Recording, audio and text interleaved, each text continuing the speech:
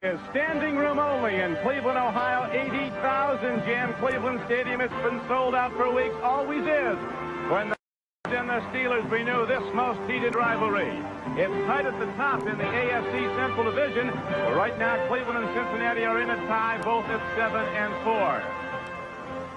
Good afternoon, everyone. Don Criqui with Bob Trumpy on kind of an ugly day in Cleveland. It's cold. It's been raining all day. More rain is forecast, but in truth, that's just like they like it for this toe-to-toe, slug-it-out football rematch between the Browns and the Steelers. Trump, do you think the wet field favors either team? Yeah, Don, you got to pick the team that runs the ball the best. Last year, Cleveland, an excellent running team, a real power running team with Biner and Mack. This year, averaging just 88 yards rushing per game. For Pittsburgh, since they got Ernest Jackson 8 weeks ago, they've averaged 150 yards rushing per game. So the straight-ahead offense of Pittsburgh, you got to feel that Pittsburgh feels good. Besides, when you're 4-7, anything like that, weather, slippery footing, snow, as an underdog, you feel better about your chances. Well, the wet weather could lead to turnovers, and they've been a big series. In fact, in the last 11 meetings between the Browns and the Steelers, the team with the fewest turnovers has won the game. The home crowd will be a big factor for the Browns, but the absence of Frank Minifield, or the possible absence of this fine cornerback, could be a factor, too. Last week, Minifield strained a calf. Now, they got Mark Harper, a rookie, starting in his spot, and that's a big spot because Lewis Lips and John Stallworth in 1985 combined for 17 touchdown receptions. So far this year, just one. But they are two big play players for the Pittsburgh Steelers that we might see a lot of today.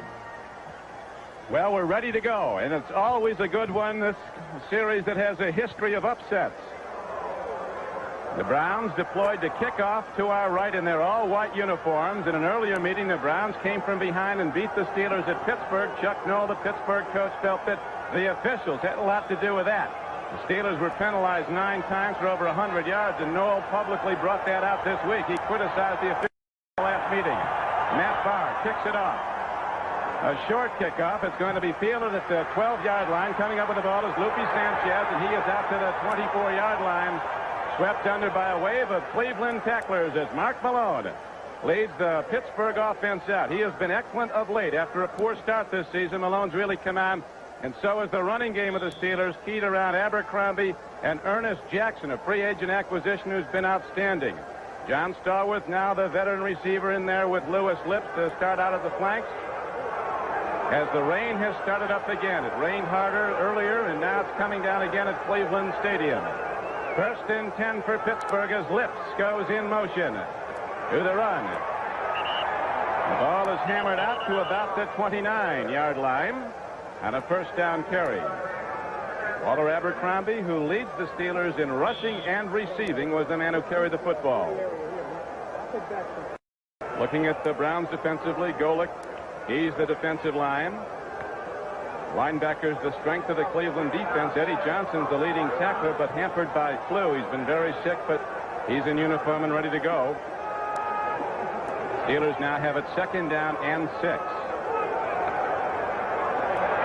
Ernest Jackson takes down some Cleveland Browns and gets very little. Got only a yard, Trump, out to the 30-yard line. On first big play of the game by Chip Banks, number 56.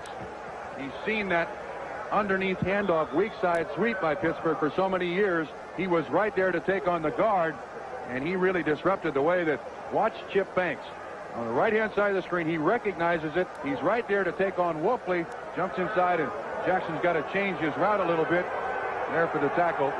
Very little gain. Passing down for Malone and the Steelers. Malone with only 1 interception in his last 127 throws. He's been highly accurate. A very poor first 4 games. First throw of the game, a long lead, and Abercrombie has it for a Steeler first down out to the 44-yard line. 13-yard gain on the play for Pittsburgh. Chip Banks had him out of the backfield. Ray Ellis finally knocked him out of bounds. Excellent play call by Pittsburgh. Watch, you'll see Chip Banks is the guy just behind Walter Abercrombie. And there's Ellis, the free safety, over to knock him out. First down, Pittsburgh. In the first 4 games this year, Malone had 2 TD throws and 9 interceptions. Sat out 2 games then when Bristow was in. The last 5 games, he's thrown for 9 touchdowns and been intercepted just twice. Abercrombie on the run. Takes down a tackler out to the 46-yard line. He got 2 tough yards.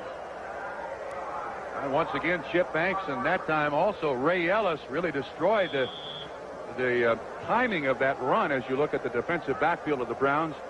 Banks the line of scrimmage again, stripped the interference, and the running back had basically no place to go.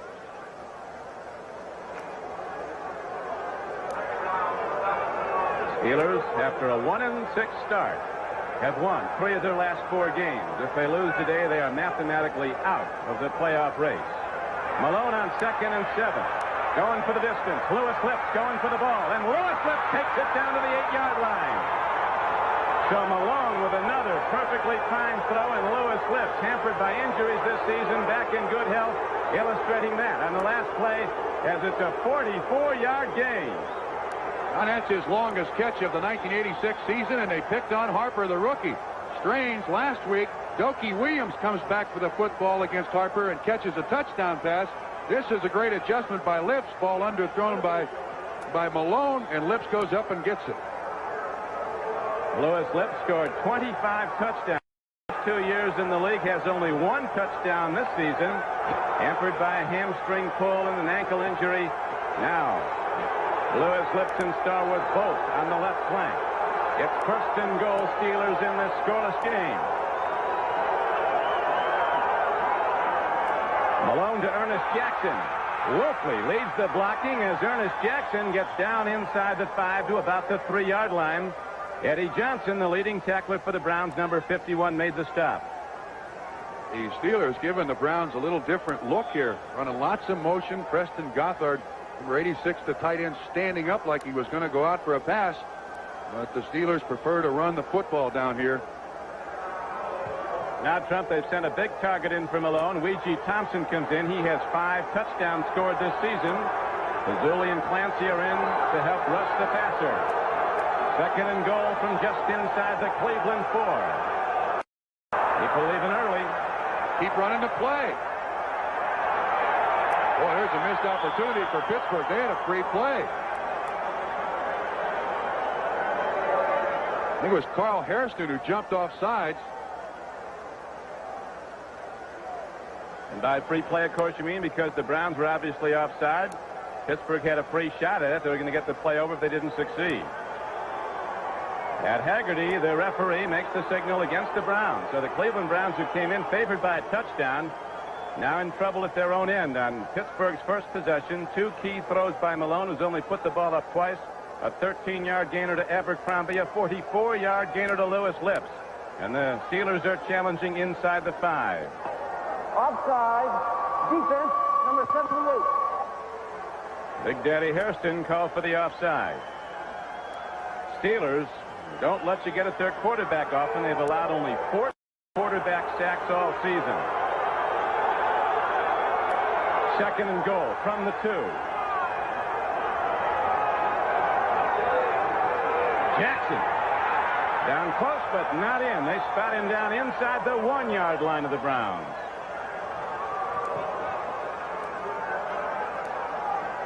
Jackson is not a very big kid. That time ran almost straight up into the line of scrimmage. Look at that. I'm kind of surprised. Normally a fullback like that.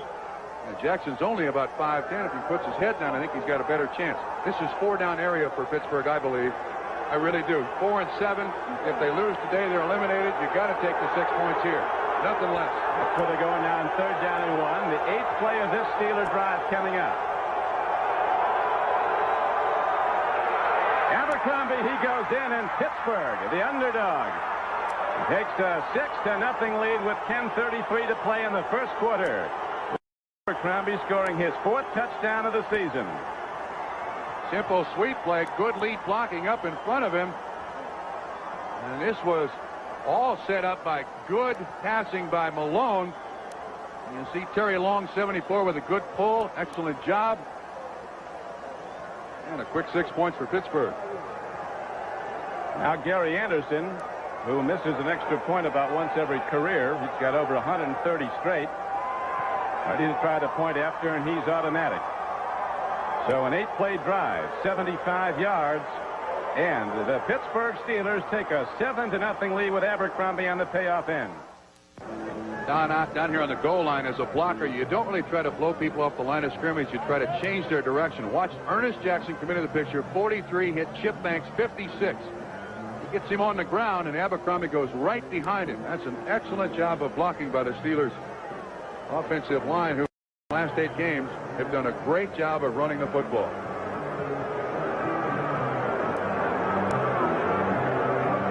Anderson with 139 straight extra points, ready to kick it off now. Ernest Jackson's been doing some stuff for the Steelers. Another of Buddy Ryan's rejects at Philadelphia.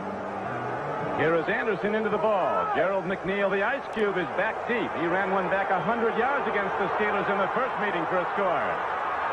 Not here, though, as the Steelers come a-hitting at the 18-yard line. Down to make the play was Preston Gothard, a 17-yard return, and here comes Bernie Kosar. Youngest starting quarterback in the NFL. Curtis Dickey and Kevin Mack his runners. Langhorne, a good receiver. Slaughter, a rookie with a lot of speed. And Newsom, who's caught more balls than any tight end in NFL history. Offensive line, big veteran group. Other than Larry Williams, a first-year player from Notre Dame, a 300-pound tackle. Browns in a hole to start their first drive. They're down 7-0. Cold and rainy in Cleveland. Kosar gets time. Penalty markers down as Ozzie Newsome takes it ahead for what will be a first down if the play goes. I think that's going against Pittsburgh. Harvey Clayton, 33, I believe, was holding a wide receiver. I think it was Herman Fontenot, the guy he grabbed.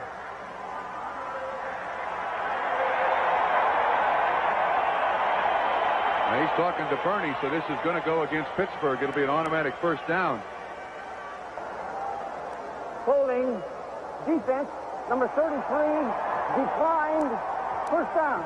And that's Harvey Clayton, who this entire season has been really having problems covering at cornerback. The Steelers have actually gone with a walk-away, that is a linebacker underneath him to help, and that time there was no walk-away, and Clayton had to comes Brian Hinkle now underneath coverage to help Clayton. First and 10 for the Cleveland Browns. They trail 7-0. Kosar was assailed by the Raider defense a week ago when Cleveland was beaten at the Coliseum. 2 games ago, though, Kosar got time, and he just took Miami apart as the marker goes down, and so does Curtis Dickey for a loss. Edmund Nelson, the right defensive end, making the stop for Pittsburgh. Chuck Noll, a native Clevelander, in his 18th year now as head coach of the Steelers, in his 34th year in professional football. He played for the Browns. Number 74, offense declined, second down. Let's check out the rest of that Steeler defense now. Great speed among the linebackers, particularly on the outside, and Merriweather and Hinkle. Little and Cole, a couple of blasters inside. Cornerback suspect, Swain and Clayton. Shell, an all-pro safety 5 times. Eric Williams, a quick and good. He's playing very deep as Eric Williams on 2nd and 12.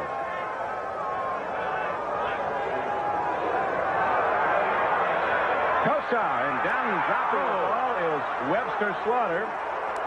Last time we saw Webster in action against Miami, he was dropping balls. In San Diego State, he not used to this weather, cold and rainy. That was right on the money, though. Bernie threw that one perfectly.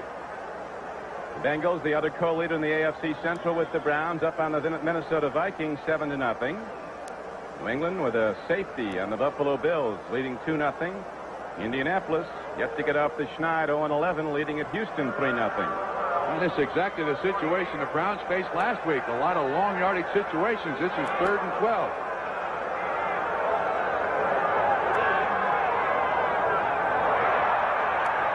Great play for the Cleveland Browns, and here goes Bernie Kosar firing on the run to sure-handed Brian Zinn, and it'll be a first down. It appeared that Keith Willis, the left end, was way offside. We'll see if he was drawn off.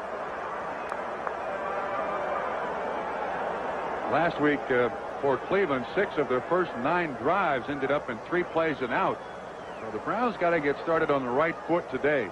Keep that pass rush off Bernie Kosar. 10 of 15 possessions Trump against the Raiders. The Browns offense was out in 3 downs. Defense number 93. The play goes. It's an 18-yard gain. Oops. No, illegal forward pass. No, he was over the line. Declined. Replay the down. Trouble both ways, so they'll replay it, and the 18-yard play comes back. Kosar over the line of scrimmage when he threw the ball. He doesn't like to run and doesn't do it well. He's completing 61% of his passes, though. An 85 quarterback rating. He's been sacked 32 times. Raiders got him 6 times, and they hit him on virtually every passing play.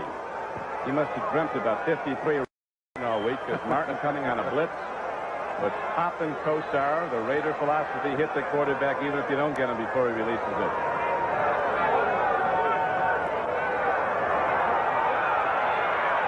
Throwing it dropped. Terry Greer's in first down yardage. So 2 well-thrown balls by Kosar this drive. Dropped now by Terry Greer after Webster Slaughter dropped one. And so the Cleveland Browns have to punt it. And you can see the zone coverage by Pittsburgh. And Ron Hinkle was the closest man in coverage. 2 catchable balls. One by Slaughter, one by Greer, dropped. Jeff Gossett averaging over 43 yards a punt, ready to kick it downfield, and there's Rick Woods. Well hit ball. Gossett drills it. Woods at his 16. Excellent special teams by the Cleveland Browns. A 55-yard punt and only a 1-yard return. D.D. Hoggard was down to make the tackle.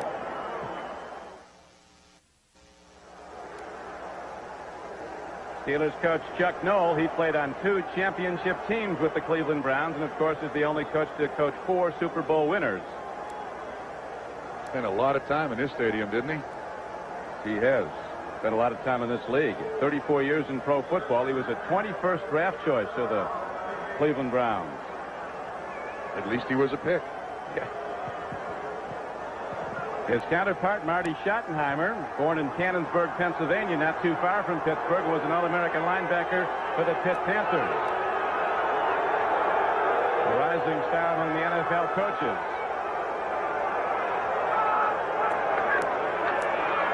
Abercrombie doesn't get much as those Browns come striking up the middle. Anthony Griggs, linebacker, and Eddie Johnson on the stop. Carl Hairston was also on the play. Denver, on a field goal by Carlos, has taken a 3-0 lead at Giant Stadium.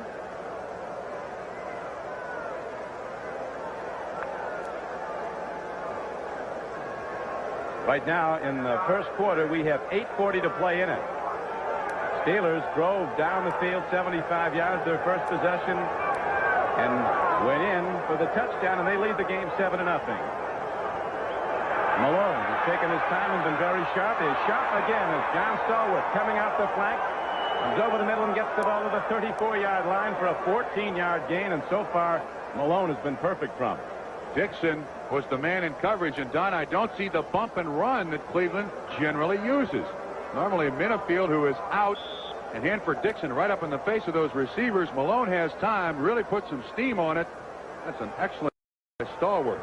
Lips and Stallworth on already a factor in this game. Malone 3 for 3 throwing the ball for 71 yards. Big one, the 44-yarder downfield to Lips.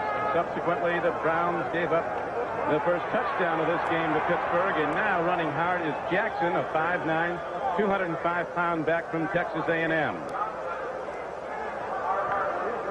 One of the things I think that's helped the Pittsburgh Steelers offense is the return of Mike Webster. Missed the first part of the season with a dislocated elbow. That matchup, Webster and Golick, a dandy all day long. Golick able to get over there and assist on the tackle, number 79, but Webster, an absolute Iron Man and still one of the best centers in the game. Bob Golick, who made the Pro Bowl roster for the Cleveland Browns at nose tackle, said Webster had a lot to do with it. Playing against him twice a year makes you a better player. Malone, good play fake, looking to screen it. Now he's in trouble. The block and gets out of bounds. Bailing out with the help of the 12th man, the sideline. On that screen pass was set up for Ernest Jackson. He got caught up in the wash. The offensive line was out there in front of him. Both Wolfley and Penny. Watch the left. Watch 43. Watch what happens. See, he gets nailed by Harrison, 78. 43's on the ground. Malone's got nobody to throw it to. So a big play defensively, even though by accident, still a big play. Officially ruling that a sack for no lost yardage. Only the 15th sack of the Steeler quarterback this season. Now the sure-handed back Rich Ehrenberg is in the game for Pittsburgh. It's 3rd down and 5 from the 40. 7-0 Steelers, the underdog leading in the first quarter. Ehrenberg swinging out, looking over the middle. Here's the throw, but it's incomplete, and so Pittsburgh will have to punt the ball. Abercrombie, the ball, as you see, came in low. This game of critical importance for the Browns. It would put a big hole, big blow to their playoff chances should they lose to Pittsburgh. Harry Newsom is in to punt the ball now for Pittsburgh. Now a two-step punter trying to get the ball off quicker. You can see why Chuck Noll wants him to get that ball away from his foot a lot faster. They're coming after him. The Ice Cube, McNeil backpedaling for a fair catch. Good coverage downfield by the Steelers. Running down to force the fair catch was Chuck Sanders. So a 47-yard punt. Cleveland gets its second possession and will be back with the Steelers in the lead.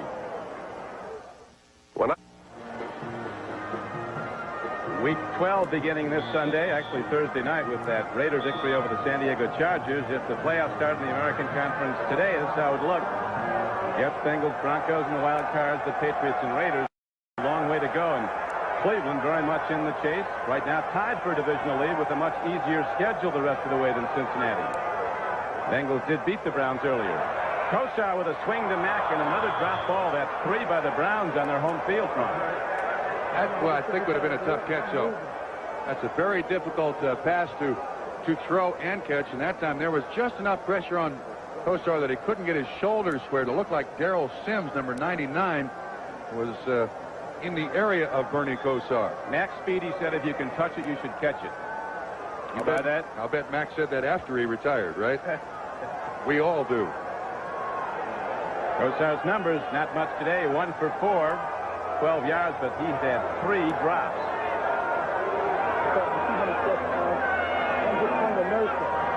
Bernie Kosar, 6'5", strong of arm on long yardage. Herman Fontenot loses the ball at the 30, 45-yard line.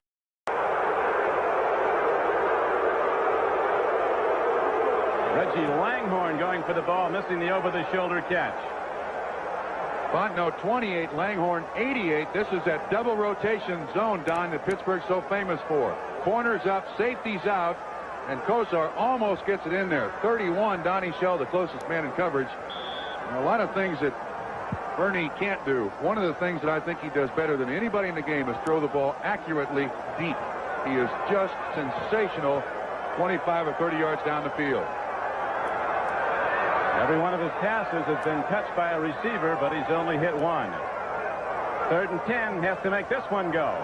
They give him time. Sidearm throw for a first down to Clarence Weathers. He's out to the 28-yard line. Mike Merriweather in coverage. Swain there also, a 14-yard gain. And Don, the thing about Bernie Kosar offense that you got to like is that coming in at today's game, 7 receivers had 20 catches or more. He spreads it all over the field. Watch his sidearm delivery. He gets hit just a little bit by Keith Gary, but that's a tight spiral right at Weathers for a first down. Bernie Kosar from nearby Boardman, Ohio, on the Pennsylvania line. Half the fans there like the Steelers, half like the Browns. Browns feel very fortunate. Bernie Kosar grew up a Cleveland fan and wanted to play here. Kevin Mack breaks a big one for the Browns. A trap block and then 2 broken tackles, and Kevin Mack, who's not had the season he had a year ago, breaks a big one for 14 yards and another Browns first down. On that time, the Steelers came with their 5 defensive linebacker set, and what Cleveland would like to do is run away from the linebackers who stand shoulder to shoulder. It was a weak side run, excellent blocking up front, and now the Cleveland Browns. The other thing about Bernie, he does down 7-0. He's still in control here. That's one of the coolest kids you'll ever find at quarterback. Unflappable, as Coach Schattenheimer calls him. High set now. Browns trailing the Steelers 7-0 with 5 minutes to go in the first quarter. Blitz. Open man. Brian Brennan. And a penalty marker down as Brennan is chopped at the 30. Browns plagued by drops today. They have 2 receptions, and Brennan has been the guy. A 28-yard gainer there. Holding. Defense, number 26. Declined. John Swain was the man caught holding, but the Browns will take the 28-yard gain. They beat the blitz. Pittsburgh came with it. Kosar stood right in there. You can feel that pressure on it. Here's Merriweather from the outside, their best blitzer. Picked up well by Kevin Mack. Kosar stands in there, single coverage, and Brennan makes the reception for 28 yards.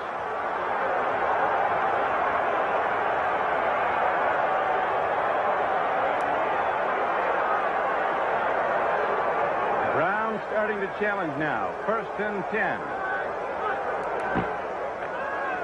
Give us to Dickey. He's come out since coming in as a free agent acquisition. Keith Willis, the leading sacker for the Steelers, made the stop. Giants tie the game up on an Allegre field goal. Chicago trapped the Green Bay runner in the end zone for a 2-point safety. Bengals up on the Vikings 14-3. Not good news for the Browns fans. New England up 9-0 on Buffalo. Extra tight end in the game now. Harry Holt comes in.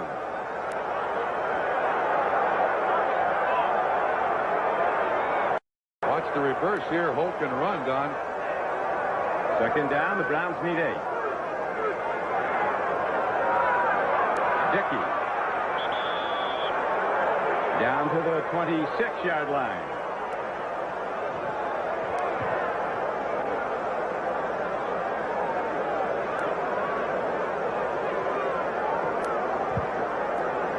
A reminder to our viewers that we'll be selecting the Budweiser Most Valuable Player for today's game at the conclusion of the game.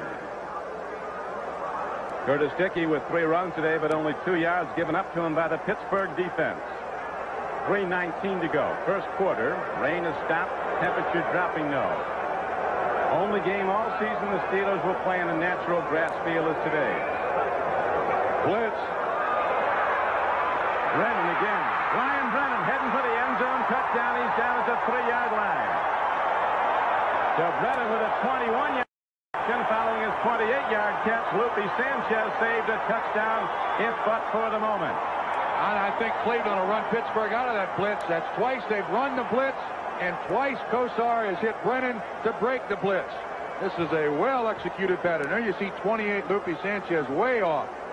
And Brennan is just an absolute whisker away from going all of it, getting all of it. There's Merriweather on the outside, picked up well.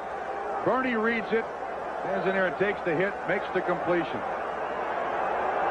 Brennan had a big day against the Raiders. Only Brown that did, really. Steeler defense tough against the run. Only 1 rushing touchdown allowed in the last 5 games. Dave Fazuli is in as an up-back, a defensive lineman to lead the blocking. And off goes, and Mack dives over as Fazuli fired it in on the block. And Kevin Mack isn't done yet. Let's see what the penalty marker did come in. No flags, no indication. They got to say something. Holding against the Cleveland Browns, the Steelers say, and so does Pat Haggerty. Well, that gets them out. It gets the officials out of a fine. Nobody signaled touchdown. Nobody signaled down.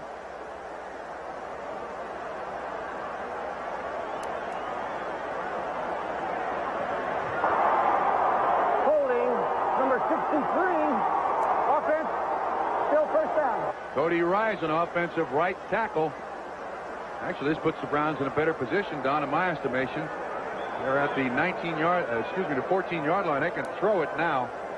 When you're inside the 10, you almost have to run the option pass run or just run it. I'd personally rather be 1st and goal at the 4. And we'll see what Bernie Kosar does now. He does have more downfield area to send his receiver. He's calling out the blitzer, pointing out the blitzer there. Coming with it again, Don. 1st and goal from the 9-yard line. Browns trail 7-0. Newsom intercepted by Brian Hinkle. He's not done. I think they've blown it dead. No, the official walked away from the spot where they better make a decision because Brian Hinkle had 6. They haven't yet. The officials are back on the sideline. It's going to go. The Steelers, it's a touchdown. Back at the 35-yard line, the officials are standing there, and nobody is marked where that interception took place. 87-yard play if it goes, and I think Trump, we're going to be a pause in the day's occupation here for a bit of a review. Well, Well, they're saying Pittsburgh gets the ball, but no official over there marked that he was down. The official lost the spot. Hinkle did the smart thing. He got up and ran. Watch what happens. Watch what happens. When the interception is made by Hinkle, he's got all the way. 57 Merriweather on the blitz. Hinkle does a great job here. He gets up. Now watch the official right on. Should be right there. Now Hinkle is saying, what's he motioning? He stops motioning, though. There, I guess he is down. Pittsburgh has the football. Steelers might have broken it open early. We'll be back after this.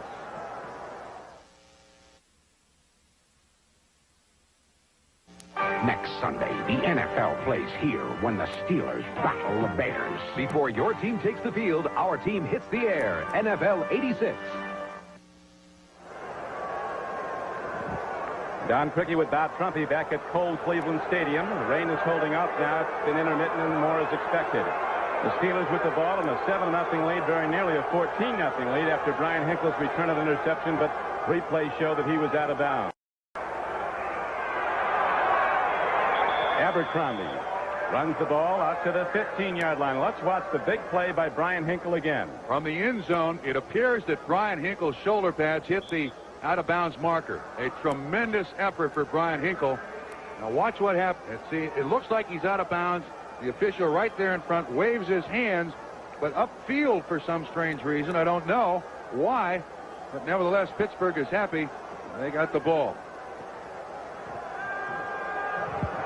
So the Browns' best drive of this game is stopped on only the 7th interception Kosar has thrown this season. Malone, here's a tip ball and very nearly intercepted back by the Browns. Now, while we have a moment with the Steelers in the lead 7-0, let's go to Ahmad Rashad. Ahmad? All right, Don, in New England, the Patriots' Craig James takes the handoff and goes 4 yards for the score. New England leads Buffalo 9-0 in the first quarter. The Bills have lost 21 straight games on the road. They haven't won since Ahmad was at Buffalo. On the road. Now, it is 3rd down and 7 coming up for the Steelers. Playing conditions worsening. This is a very wet field. Torrents of rain fell while the teams were warming up. No turf was on. And now Malone. Out pattern. Look at the play. Lewis. Lips can't hold him for 31. Perfectly thrown ball in the normally sure-handed Lewis. Lips, 2 times a Pro Bowler in his 2 previous seasons in the league, drops it. Don, he has gloves on. This is an excellent pattern run.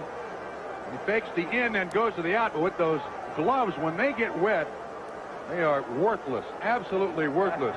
And there have been... You never bought the gloves, did you? No, they just... Anytime it's damp, they're no good whatsoever. Here's the snap, ready to punt the ball now is Newsom. Downfield punt could be tough to handle. And Gerald McNeil thinks better of it, lets it roll. Browns will start with very good field position at their 47-yard line, a 38-yard punt.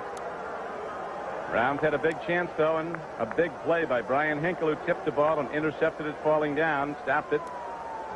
Now the Steelers failed to move after that long drive the first time they had the ball to take it in for the only score of the game. It's 7-0 Pittsburgh. Cleveland's only problem, just catch the football. I mean, they're getting people open, and Bernie's got time to throw it. Now just catch it. Kosar with 10 touchdown throws this season, now 7 interceptions. Raiders intercepted him twice. First time all season he gave up 2 in 1 game. Kevin Mack flies over the top, and he's ahead for a gain of 5. Upended by cornerback Harvey Clayton of the Steelers. That's a good first down call. That little screen pass out in the flat.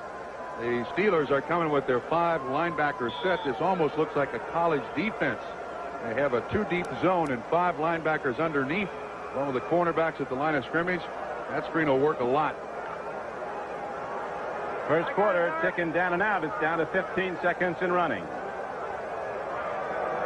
Browns have won 4 straight at home and 6 of their last 7 at Cleveland Stadium. But they're down right now to the underdog Steelers 7-0. Kosar with a problem. Good throw by Bernie Kosar.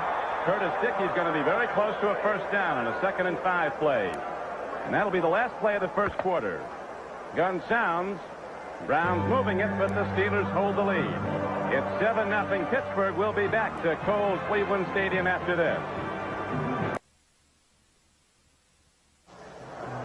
Back at Cleveland Stadium, it's a 7-0 game. The Pittsburgh Steelers in the lead. As we pointed out at the outset, the team in the last 11 meetings between these two clubs with the fewest turnovers has won the game. And there's going to be more turnovers, I think, in this weather, Trump. Yeah, Hinkle got the first one. It was a heck of a play by Hinkle, and you can't really blame it on the receiver, Newsom, or the quarterback, Kosar, because Newsom kind of fumbled a little bit, stumbled. It was kind of slick out there, but I think Cleveland's now figuring out what that 5 linebacker set is doing to them. They're going to try to throw the ball out the flat a little bit, get the ball to the running backs as best they possibly can, turn them loose. If we can get a shot, and we will, of the manner in which Pittsburgh is deploying their defense is rather interesting. It looks like an awful lot of college football defenses, but Tony Dungy, figuring that he has so much talent at linebacker, tries to get them all in there at the same time, and the real plus is it gives you an assist in pass coverage. After early drops in this game, Browns' offense now starting to move.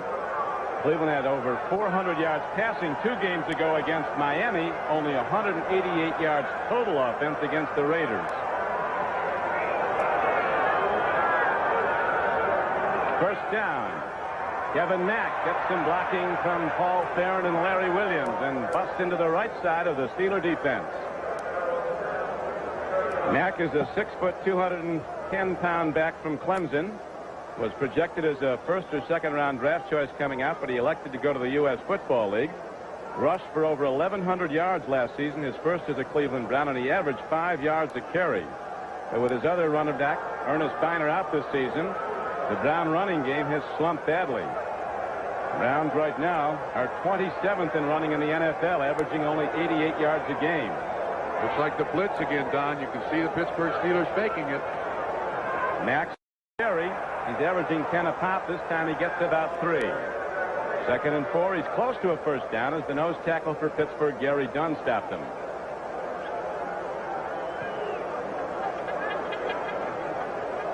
Last year they averaged in combination, Mack and Biner, about 145 yards rushing per game. This year, just 88. Biner will be ready for the playoffs if the Browns are in them. And they've only played, those two guys, Mack and Biner, 7 quarters together in this 1986 season. And you could parallel that to the Steeler wide receivers. A year ago, Lewis Lips and John Stallworth combined for 25 touchdowns, 133 catches, and this year the numbers are way down again. I'm out on the field with the Steelers still leading 7-0. Thank you.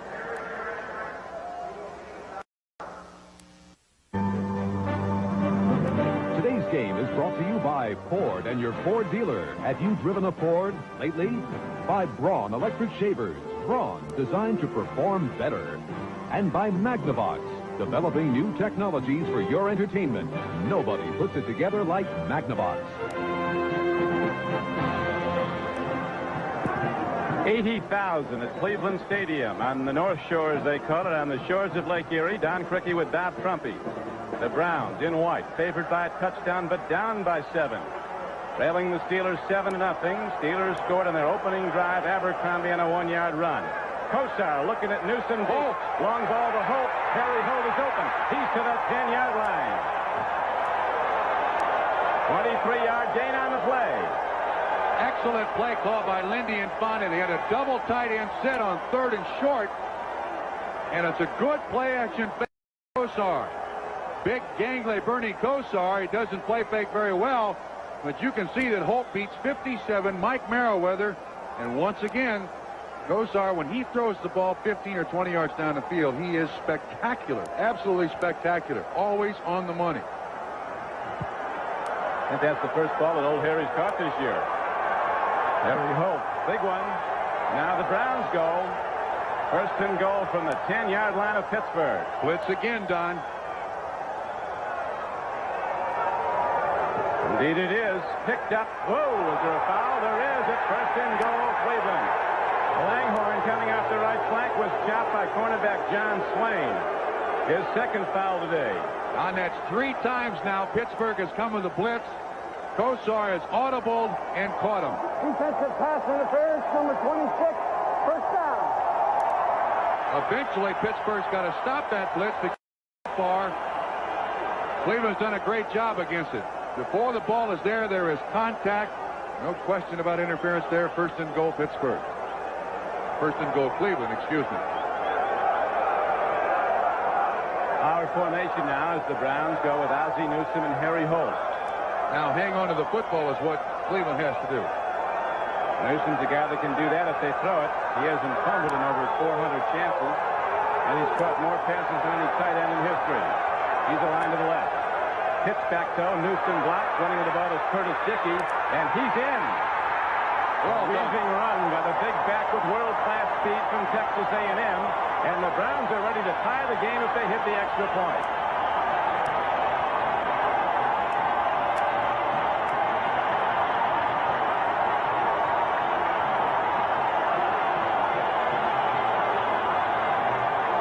Excellent block out front. Farron, the offensive left tackle, who last week had a tough day against Sean Jones of the Los Angeles Raiders. Curtis Dickey's 4th rushing touchdown. That was a nice drive. Started at their own 48. Very well orchestrated. 6-play, 53-yard drive, and 3:19 on the clock. Matt Barr, troubled by a sprained toe, nonetheless, booms the extra point up and through, and we have a tie game 7-7 at Cleveland Stadium.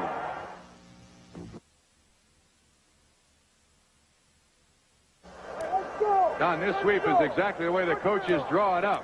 Watch 74 Farron. He pulls out. He doesn't alter his course. Goes through Brian Hinkle, and then Dickey cuts right inside. Excellent scoring run by Dickey. Big 7 points by Cleveland. They answer that drive by Pittsburgh. Now tie it up 7-7. Good one going, just like they usually do when the Browns and the hook up. Cleveland was a 27-24 winner at Three Rivers. They're now 1-16 at that stadium in Pittsburgh. Dan Reeder, an up back, will run it back. Big Dan from Delaware takes it to the 31-yard line, and that's where Malone and Pittsburgh goes on offense. While we have a moment, though, back to NFL 86. Ahmad? All right, Don, in Houston, the Oilers score on this 4-yard pass from Warren Moon to Alan Pinkett, the former Notre Dame running back. They lead the hapless Colts 10-3 in the second quarter, and the Colts haven't won since beating Houston last year. They are going to be a big winner, though, if Vinny Testaverde's in the Hoosier Dome next season. They certainly have the odds-on choice to get him, right? It wasn't in. 7-7. Malone on first down. Whoa! And it's intercepted. Picking the ball off for the Cleveland Browns. Mark Harper, the much-maligned cornerback. Ball should not have been thrown, Don. Very poor choice by Malone. He tried to make a big play out of it. Cleveland got a lot of pass rush on him. That was a wounded duck. He knows he shouldn't have thrown that. That thing was quacking when it came down. Absolutely. Mark Harper had it starting from Innifield. Yeah, he doesn't have a real chance to set up. Watch that ball get out around, and there's nobody even close. You can see that Lewis Lips is the closest one. I think he was trying to throw it out of bounds just to avoid the sack. But 73 finally gets him out of bounds. Probably saved a touchdown. Now the Browns, who trailed 7-0 and come back to tie the game 7-7, are challenging to go ahead.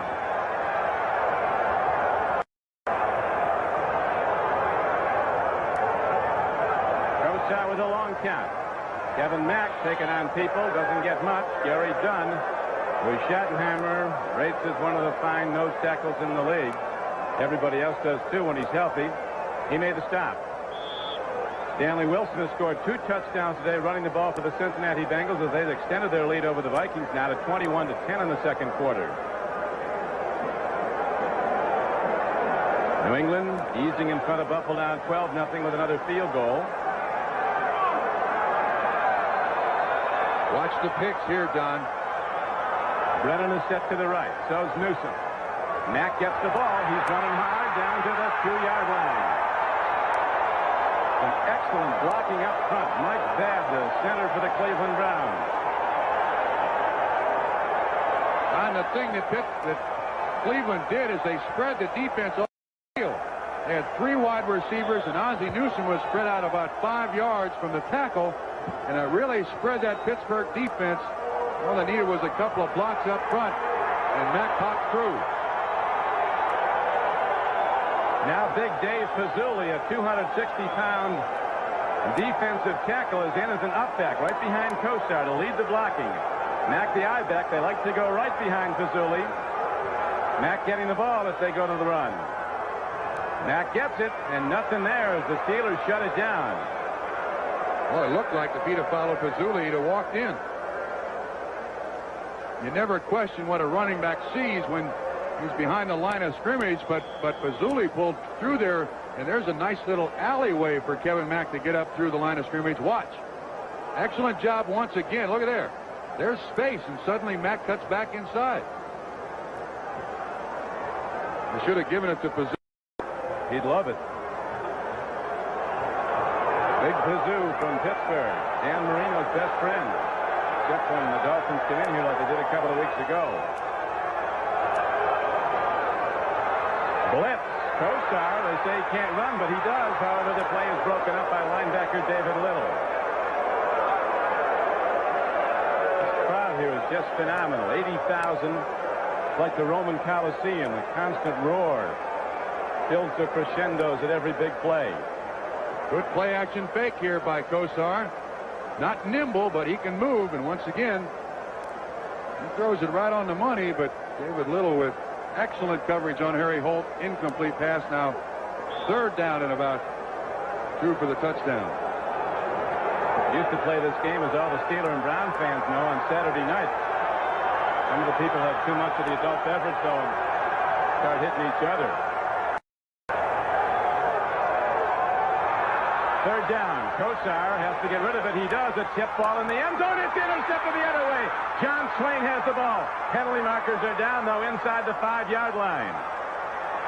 We got Pittsburgh offside, that's for sure. And then there's another late flag. It might be against Pittsburgh. Cleveland's going to get the ball back.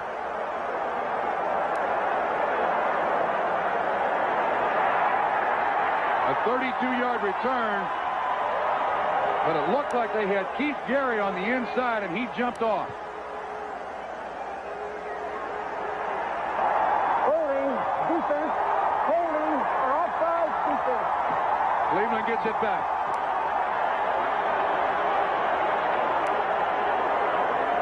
That was either Willis or Keith Gary. 93, Keith Willis.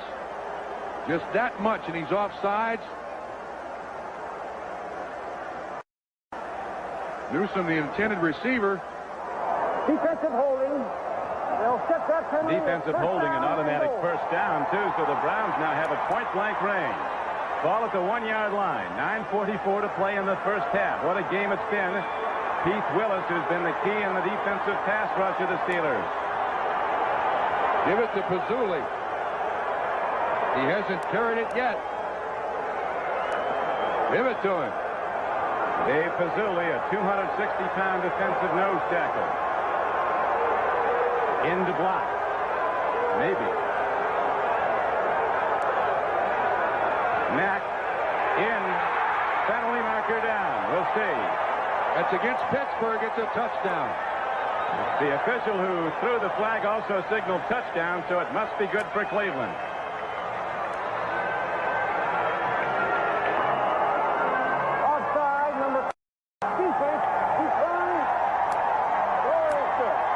So the Browns down 7-0 to the underdog Steelers after the first quarter, come back with a vengeance in the second. 2 touchdowns and a 13-7 Cleveland lead. Sometimes it comes down to a play. Willis offsides. Watch Pizzulli once again. He gets his head right in there and really buries Mike Merriweather, 57, and back into the end zone.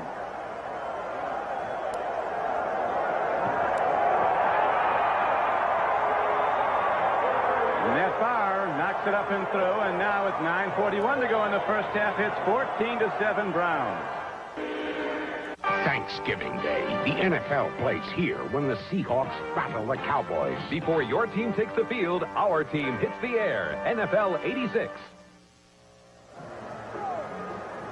A Thanksgiving Day special on NBC Sports, beginning with NFL 86. At 3:30, you'll see a feature on a courageous young man, Mark Bonacani, the son of the former All-Pro linebacker Nick Bonacani, making a comeback after a crippling injury playing for the Citadel.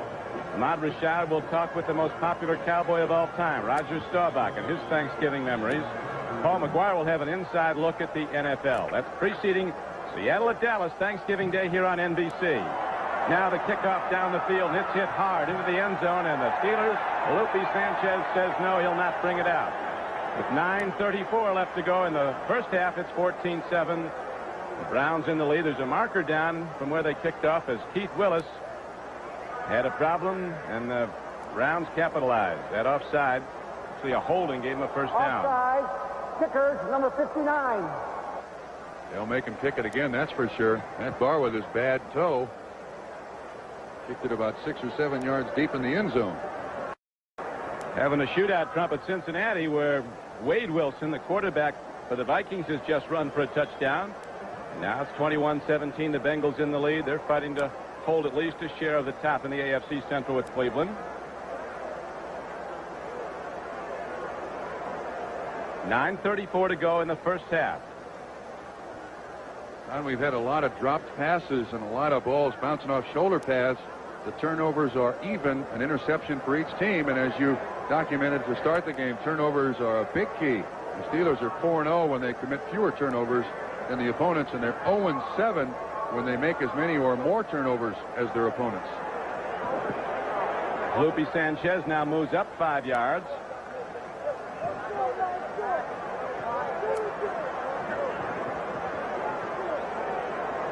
Bill Cowher, the special teams coach for the Cleveland Browns, a former linebacker. Marty Schottenheimer said, one thing I will guarantee our fans, we will have the best special teams play in the NFL. Browns, over 60 points have been attributed directly to their special teams this season, 60 offensive points. It set up a lot of scores, but now Sanchez, a former All-American at UCLA who came from the U.S. Football League, runs it back. Nat Barr, the kicker, got him after a 24-yard return.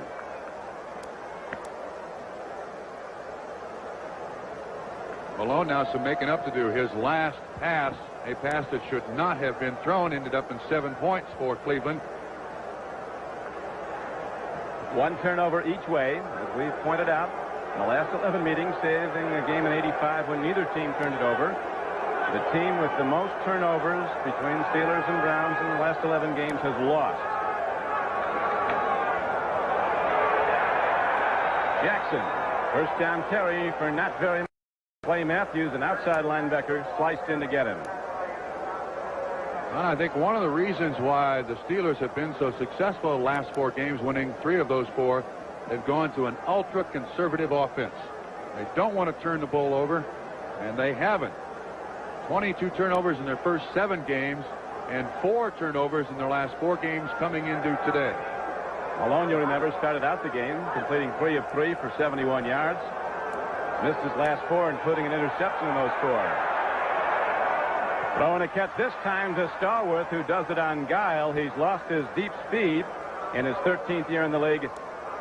John Stallworth, with the turnout, makes his 18th reception of the year. He's been out with an injury much of the season. This guy knows how to run patterns.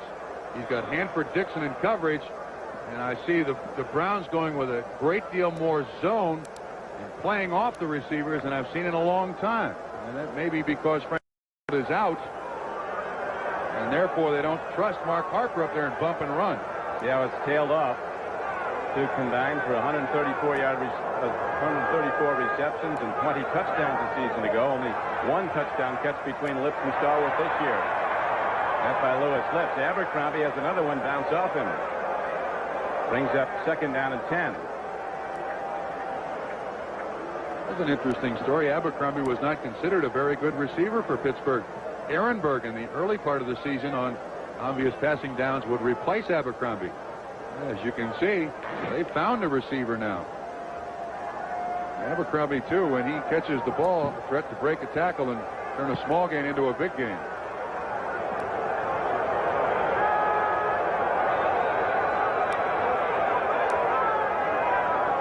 Malone ready to put it up on 2nd down and 10. He's got an open man in Preston Gathard, his tight end, and knockdown is made at the 39-yard line. Big tight end from Alabama makes his 16th catch. That's one thing Trump, the Steelers have done more of this year.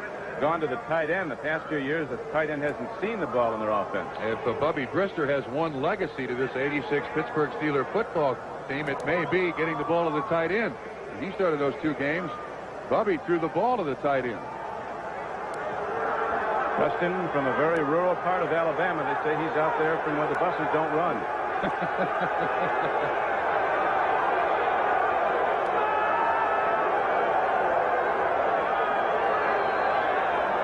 Pitch back. Abercrombie. Look at him go. Abercrombie heading for the end zone. One man with a play on, and Abercrombie is cut down just short of the goal line. Touchdown. Yep, the hands go up now, late, but they're up. It's a 37-yard touchdown run. Now, by definition, that orange cone you see in the corner of the end zone on the goal line are inbounds and in the end zone. Any contact with them, and you are considered in the end zone. Pittsburgh does a great job here of spreading the defense, just as Cleveland did in their big run. Abercrombie, that acceleration. Now watch that cone in the corner of the end zone. 24, Ray Ellis makes the contact. And that's Abercrombie's longest run of the season. He catches the cone. It is a touchdown. 5 plays, 61 yards. And that 38-yard run by Abercrombie, a dandy. So with 7:44 left to go, Anderson looks to tie the game, and he does. 7:44 to go in the first half. It is the Steelers 14 and the Browns 14. As Abercrombie, the last 2 seasons, is showing the promise the Steelers thought he would have when he came out of Baylor as their #1 draft choice in 1982. Leading the team in rushing and receiving, his biggest play of this season, a 38-yard touchdown run. And this is the way the coaches draw him up. He cuts inside 56, Chip Banks, 52, Mike Webster out there trying to make a block. And watch again. Ellis with the contact. And that, well, it's a touchdown. I mean, you can argue that point all day long as to whether or not he's in the end zone. But the hands go up, and it's going to be a touchdown. That's a tough call for anybody with 1,000 replays. That's the longest run by a Steeler runner this season. A previous 33-yard run by Abercrombie was the longest. And that one's good for 6, and then the 7th point by Anderson. Now, one of the things that happens on long runs like this is that it's very difficult for the officials to be in a proper position to make the call. And you can see an official that's just about 2 yards away. He's looking from out of bounds. I thought he was out of bounds. And the ball is in his outside hand, and they call it a touchdown, and it's going to stand. The replay official will not overrule that. Excellent second look. Our producer today for NBC Sports is David Neal. Our director, Rosenberg, as Anderson now kicks off in this tie game. And here comes Gerald McNeil. You remember he broke one for 100 yards against the Steelers in the first game at Three Rivers, but they've chopped him twice inside the 20. That return was good for only 9 yards, and Lupe Sanchez made the play. Gerald gets up limping after every single run. He only weighs 142 pounds. Some of those guys hit him. He goes down like a tree in the forest. We are talking about small people here. Very small. And that's with a wet uniform on. Yeah, everything he has there, right, as you've seen. He weighs 146.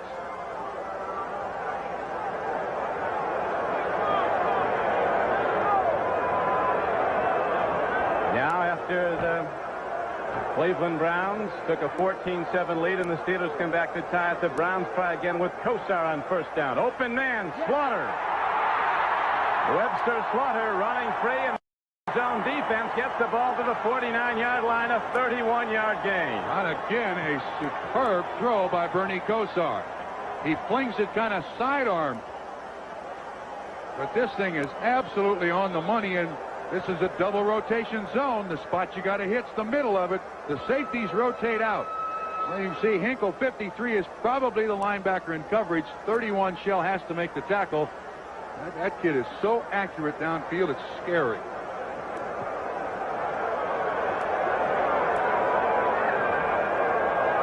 61% completion through the first 11 weeks of play. Again, the long count by Kosar on first down. Timing pattern, a man again. This is Langhorne out to the 45-yard line, a gain of about 4.5. Donnie Shell got him for the Steelers. Kosar looks like he's going to the line of scrimmage, Don, and he's got an either-or situation out of the huddle. When you go to the line of scrimmage, it's simply a check with me. It's either one thing or another. And you can see him calling the play and audibilizing and people moving all over the place. That's one thing that Cleveland has done very well this year. Confuse their opponents just by motion and formation.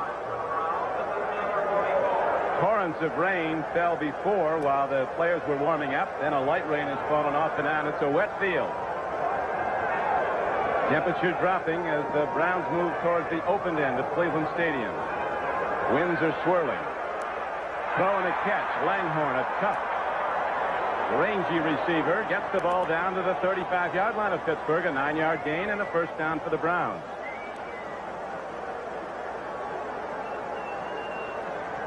Detroit and Tampa Bay at halftime already with the Lions in the lead.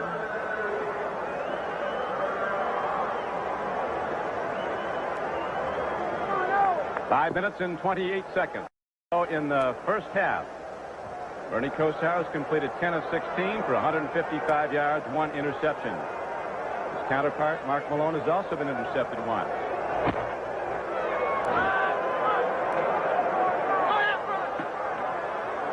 Curtis Dickey down to the 33-yard line of the Steelers, where Dennis Dirt Winston got him. Dickey's really come alive. I don't know if they've talked to him about here in Cleveland, but they've motivated him. A former #1 draft choice of the Colts. He was waived outright by that team. Picked up by Cleveland, and he's given them some very big games.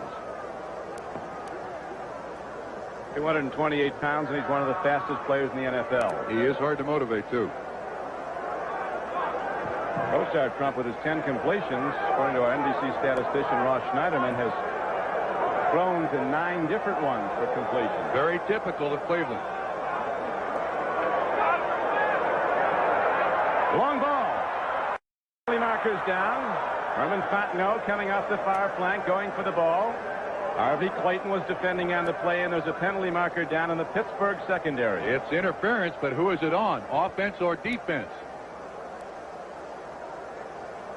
I think it's against the offense. Oh, it's against Clayton. That kid has had trouble all season long. Tony Dungy, the defensive coordinator of Pittsburgh, has tried all kinds of things to give him assist underneath, and every time he's out there in single coverage, they either beat him or he holds somebody. Illegal contact. Number 33, defense. First down.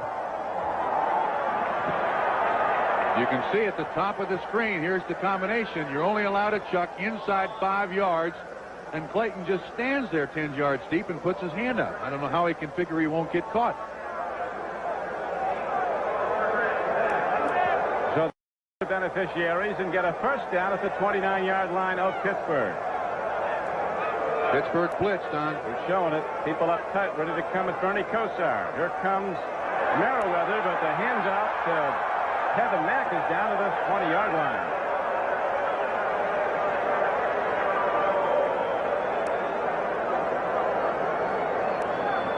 So far, Cleveland's done an excellent job every time Pittsburgh has shown that blitz.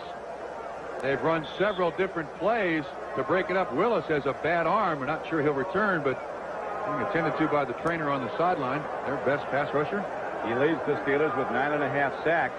Free agent from Northeastern. Tough to block. He comes in low. He's barely over 6 feet tall, but he weighs 260. Comes in like a tank. Looks like the blitz again, Don. Cleveland's beating us every time. Browns need 1. It's second down.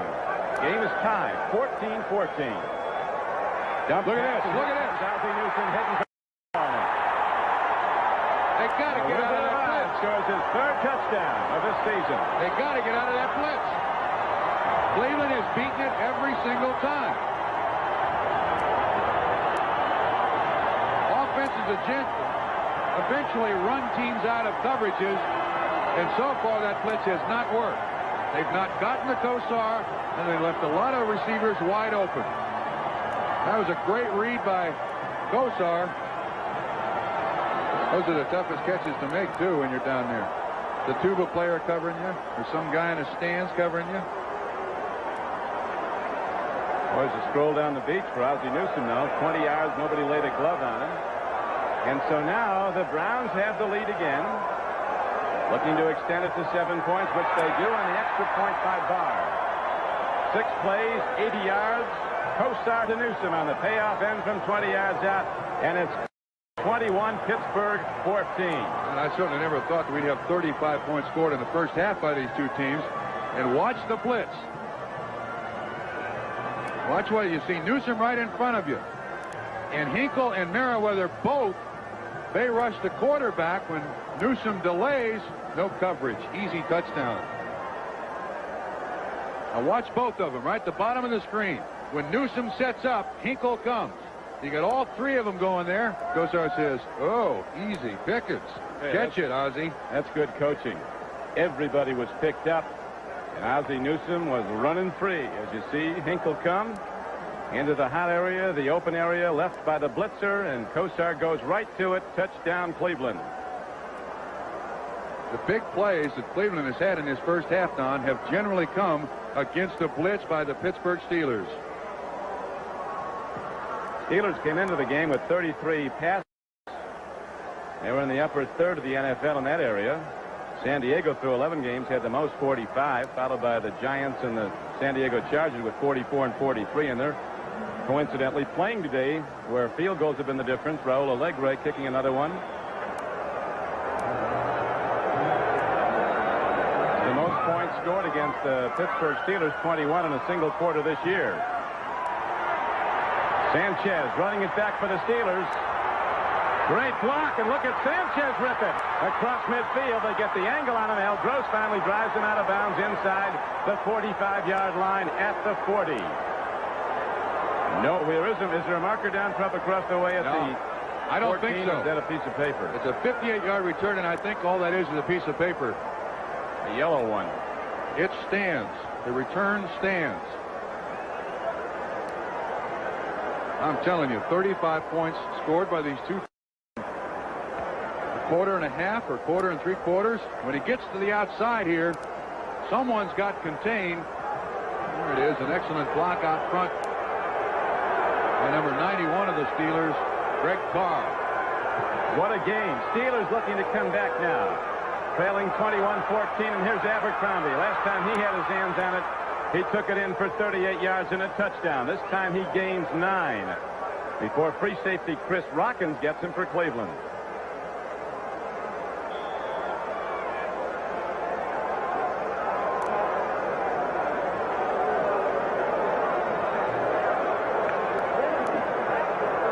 Rain holding off, but the field still very wet from the heavy rains earlier. Swirling winds, the flags are going every which way here at Top Cleveland Stadium. Abercrombie is taken down on the play by Reggie Camp, the left end.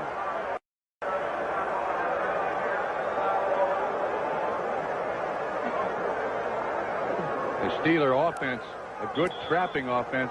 Anytime they can try the trap, they will, with Webster, Long, Wolfley.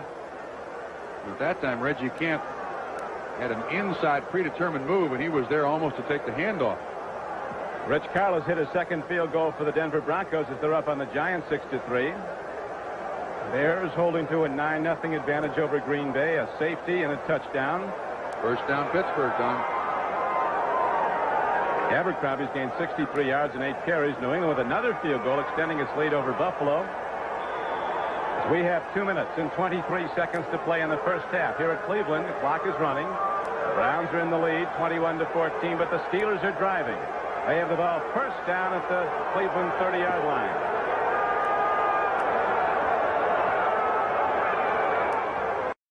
Abercrombie, making the move upfield, is knocked out of bounds by the strong safety Ray Ellis. We're down to 2 minutes to play in the first half. We'll be back to Cleveland Stadium after this.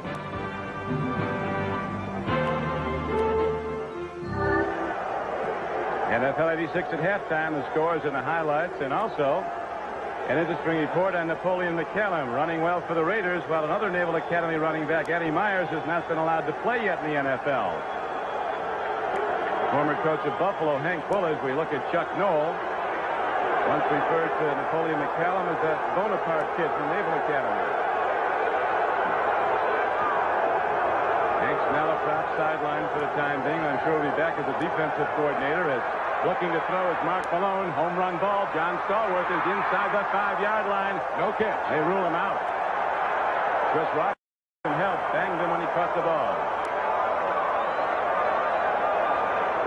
John thought he caught it.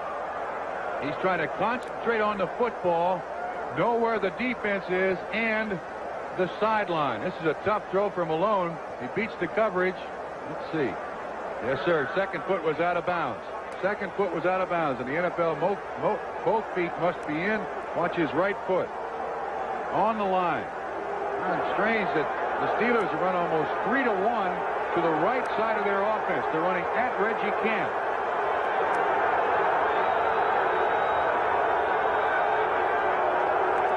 Starts up. Steelers down by 7. There's a blitz. An open man. Ball tipped and lost by Stallworth inside the 20. Coming like a freight train was Hanford Dixon. He wasn't scheduled to play. He exchanged his words with Mark Malone.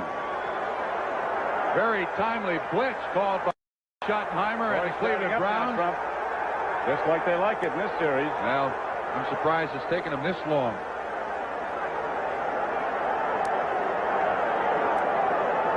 Stallworth almost makes that catch, but Hanford Dixon from the cornerback spot is there to put pressure.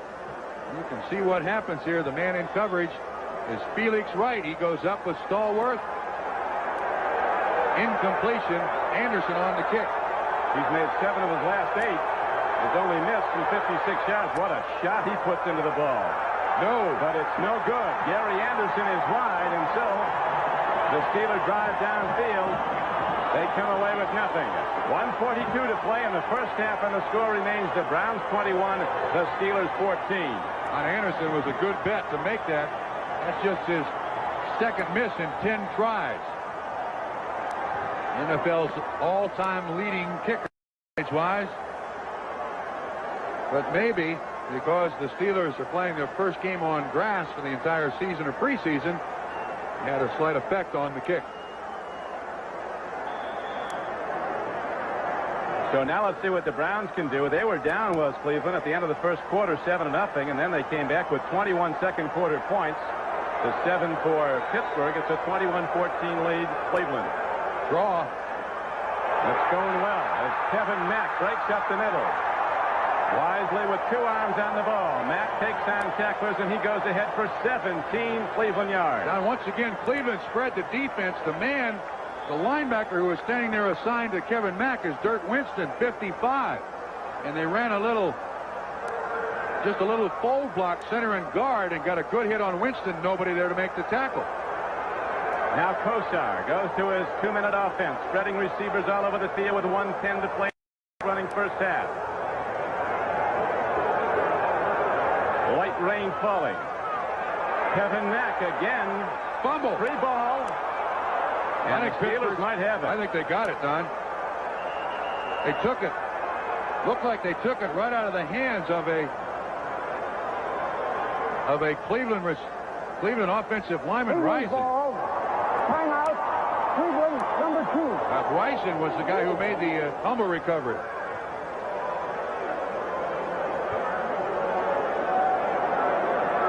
So, a break in the action, and back to Cleveland after this. Watch the offensive right tackle, 63, Cody Rising. After he makes a block on Keith Gary, when the ball pops loose, looks like Merriweather strips it. Rising died. Now it's Brian Brennan and then Cody Rising who makes the recovery. So now Kosar and the Browns, 2nd down and 7 at their 48-yard line. He's been well protected, has Bernie Kosar, and Brian Brennan with another sensational reception. Small but elusive from Boston College. Brian Brennan weaves ahead for a Cleveland first down, a 10-yard gain. That was Lupe Sanchez in coverage. Brennan took it right away from him. Eric Williams finally with the catch back to the line of scrimmage for Cleveland. Browns with just 1 timeout remaining. As you see the game clock winding down in the second quarter. Brennan again. Over the middle to Brennan. He's down to the 22. Now they call timeout. So Kosar will have time to throw it and then go for the field goal if they don't connect. We'll be back to Cleveland Stadium with this great ball game right after this. Hands off. Don watch Brian Brennan's release to the outside. Then he gets by Lupe Sanchez. Kosar finds him wide open. Big down catch. The Browns have scored now in each of their last 3 possessions to take a 21-14 lead. Kosar, 16 seconds left. Throws it away wisely. 12 seconds left. Will he pass again or will they go for the field goal? Gary Dunn put a big rush on Bernie Kosar and nailed him. Kosar took a beating last Sunday against the Raiders.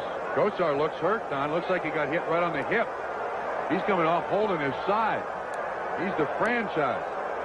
You can see the rib pads up underneath his arms, but that doesn't protect your hip. He does not like to talk to the doctor or the trainer, but that was a heck of a hit by Gary Dunn. 39-yard field goal by Matt Bauer. He's been hot. Has hit 10 of his last 12. The only miss is a 51-yarder and one that was blocked. We saw the usually hot Gary Anderson go wide in his last attempt for the Steelers.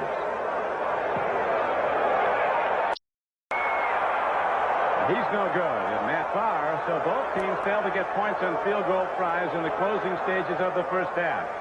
With 7 seconds left, the Steelers send out their offense. Friday, Matt Bauer went out and was practicing the onside kicks and jammed his big toe. And they weren't sure if he was going to be able to kick at all. The backup kicker is Harry Holt, the tight end. He's a straight-ahead kicker. But that didn't appear to bother Matt Bauer at all.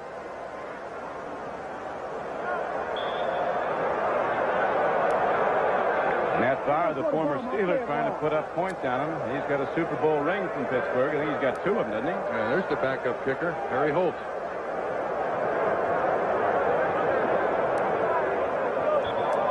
Steelers elect to down the ball, run out the clock, and both teams now head for the locker room. A lot of action in the first half and a lot of points. The Cleveland Browns holding to a 21-14 for Pittsburgh.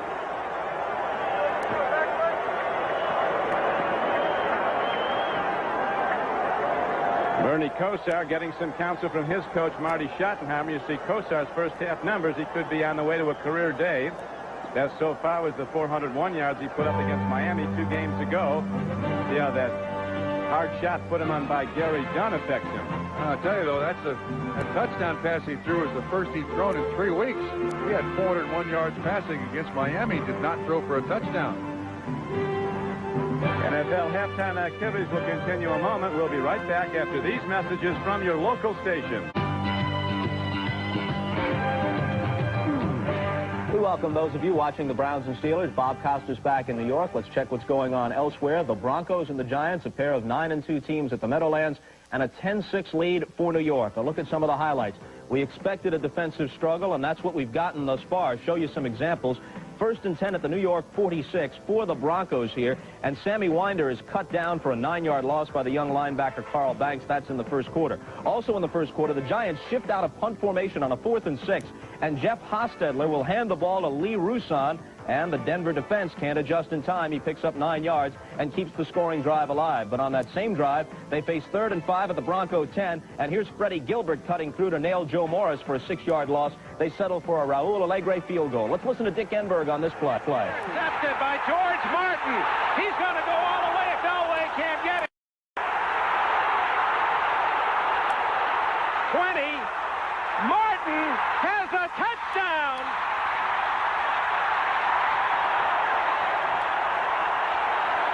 Prior to that play, late in the second quarter, Denver had led 6-3 on a pair of Rich Carlos field goals. The Giants, after the Martin interception return of 78 yards, lead 10-6 at the half. The Bears at home against the Packers have just gone to halftime with a 9-0 lead, a safety and a block punt recovered in the end zone, and a big story. Charles Martin, defensive tackle for the Packers, picks Jim McMahon up and slams him to the ground well after a whistle. Martin is ejected from the game. Minnesota and Cincinnati, the Bengals with a 21-20 lead at the half. Couple of touchdowns in that one for Stanley Wilson of Cincy. Wade Wilson is at quarterback for the injured Tommy Kramer today from Minnesota. In the game you're watching, Cleveland tied with Cincinnati at 7-4 atop the AFC Central, beginning the day, leading Chuck Noll's Steelers 21-14. They haven't swept the Steelers in a season. Noll's first year, 1969. Here, with the Browns leading 14-7, it's Walter Abercrombie with his second rushing touchdown of the day. It covers 38 yards and ties it up at 14 in the second quarter. But the margin, as of right now, provided by this play. Steelers blitz, Kosar adjusts, flip over the middle to the wide-open Ozzie Newsome. 21 yards later, Cleveland has the advantage at 21-14. New England has the lead at Buffalo, halftime there, 15-3. They sacked Jim Kelly 5 times, but it's been expensive. Defensive end for New England, Steve Moore, fractured his left ankle, and the outstanding receiver, Irving Fryer, sprained his left shoulder. They're already without the injured Andre Tippett, so it's been a rough first half for the Patriots, although they have the lead. Houston now goes to the third quarter at home, leading Indianapolis 10-3. Here are the clubs that could have had Elway, could have had Everett. Maybe now they're playing for the rights to draft Testaverde. It looks like Indianapolis is in front in that race. Detroit at Tampa Bay. Just now, Tampa Bay has added a touchdown in that game, so early in the third quarter, lead is trimmed to 14-10. Let's go back to the ballpark in Cleveland. We'll see you later in the day. Browns feel that they have the inside track to the playoffs because the opponents they play for the remainder of the season don't have the same kind of winning percentage that the Cleveland Browns' nearest opponent, the Cincinnati Bengals, have. So today, Cincinnati leads Minnesota 21-20 at halftime, and Cleveland up on Pittsburgh today 21-14 at halftime, and that's who the Browns have to play. Not a great alignment other than that December matchup, December 7th at Cincinnati. It was December 14th when they go to Cincinnati. Bengals have a much more difficult schedule. They have to go to Denver the 30th, then they go to New England. They play Cleveland at home, New York Jets at home. Man. And 68% wins right there. And Cincinnati leads Minnesota 21-20 at halftime. So I tend to agree with the Cleveland Browns. They have the easiest road to the playoffs, but at times, Don, that can be the toughest road to run. And some of these teams basically have nothing at stake, so they can break tendencies and do anything they want. Pittsburgh, of course, if they lose today, they are mathematically eliminated from the playoffs. And Pittsburgh's made the playoffs 11 of the last 14 years, so Chuck Noll and his team, after a miserable start, rebounded to play some pretty good football in the second half of the season. 1-6 start, one of their worst since the early years, but on those bad early seasons of Chuck Noll was built the foundation of truly great teams. Maybe the greatest run of teams ever in the 70s, when they won 4 Super Bowls. A lot of people think the Steelers are on a downswing, but really, just 2 years ago, they came within one game of going to the Super Bowl.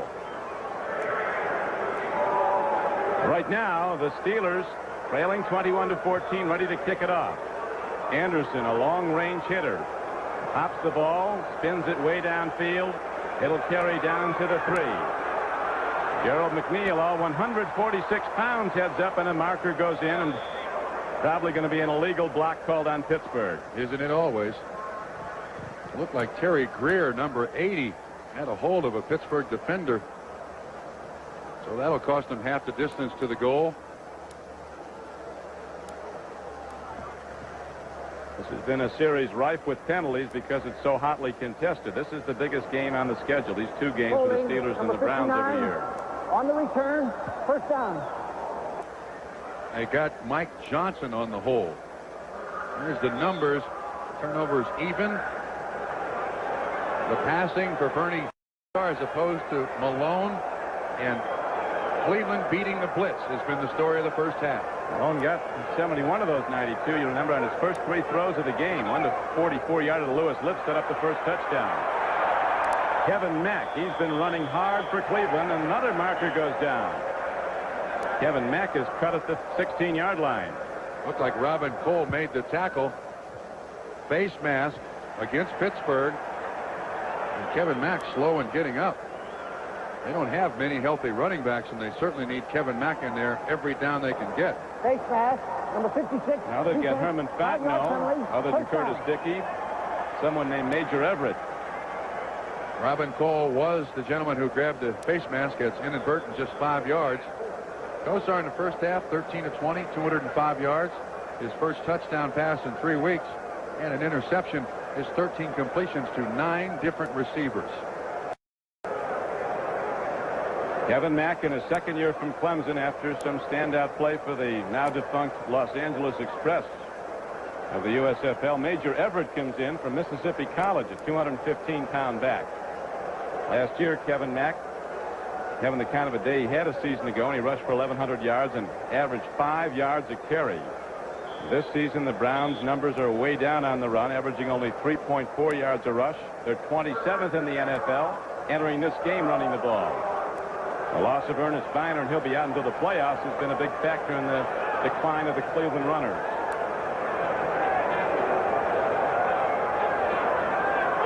Slippery footing where the Browns are going from here. Kosar, first down throw to Brian Brennan, who makes a rare drop. 14:21 to go in the third quarter. Cleveland by 7. No gloves on Brian Brennan, you notice? I know you never wore them, right? I didn't like him, still don't like him. 78-yard touchdown return of interception by George Martin of the Giants, the biggest play of this day so far. Houston looking to send the Colts down to their 12th consecutive loss of the season. Now Kosar and the Browns set to go, second down and 10. Let's see if Pittsburgh blitzes. They're blitzing. Here comes Hinkle. They pick him up. Another throw. The ball is caught, but only out to the 25-yard line. It'll bring up 3rd and 5. And I don't think Pittsburgh considers that a blitz. If one linebacker comes, they had a 3-man rush, and I think Hinkle was the 4th. They didn't. I don't think they blitzed there. They ran total zone coverage. And one thing about football is it's a game of adjustments, and if they beat you with a blitz in the first half, I think you're crazy to go back to it in the second half. Cole makes the tackle. Brings up about 3rd down and 5, I'd say. 3rd and 5 it is. Swirling wind. It's at Kosar's back right now. Normally comes in off the lake. They're moving towards the open end of Cleveland Stadium, and 80,000 are here again. Brennan and hold it again. This time it would have been a sure first down out to the 35, and so on their opening drive of the third quarter, the Browns offense goes 3 downs and out and has to punt the ball to Pittsburgh. First long yardage situation for Pittsburgh in the second half. No blitz. Gary Dunn, 67, puts the pressure on. This one should have been caught. That's 2 drops by Brennan to begin the second half. Rick Woods is back now for the Pittsburgh Steelers. Gossett, who hit his first and only punt, 57 yards.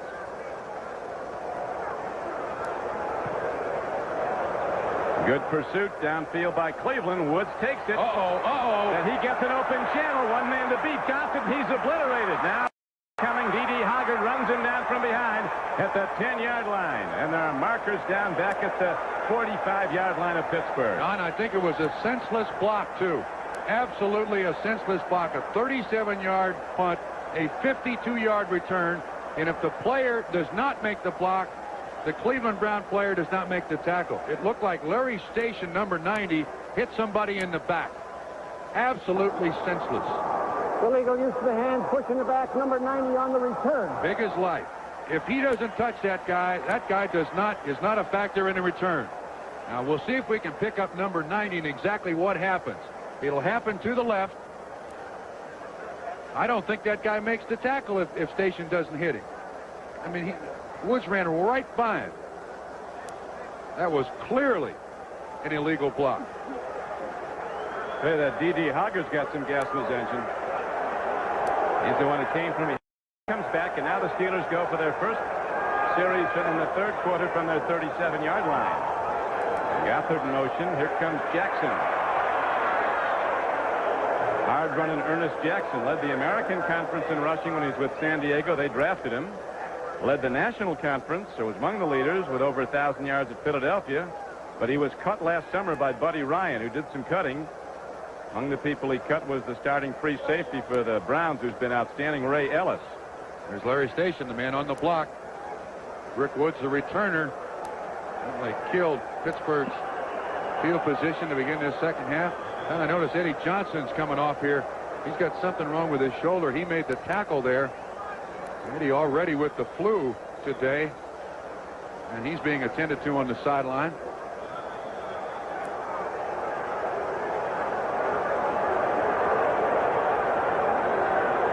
Temperature dropped. Winds picking up at Cleveland, Ohio. 80,000 look on. Steelers with the ball and down by 7, and Jackson breaks into open field. He has a first down to the Cleveland 45-yard line. Free safety Chris Rockins, the last line of defense, got him, but it was a 13-yard run. Nice trap play right up the middle by Pittsburgh. There is plenty of room. Jackson now 7 carries, 33 yards. Watch what happens. Actually, it's not a trap. Straight ahead blocking, which is rather surprising. Jackson busted up through there for a quick 13 yards.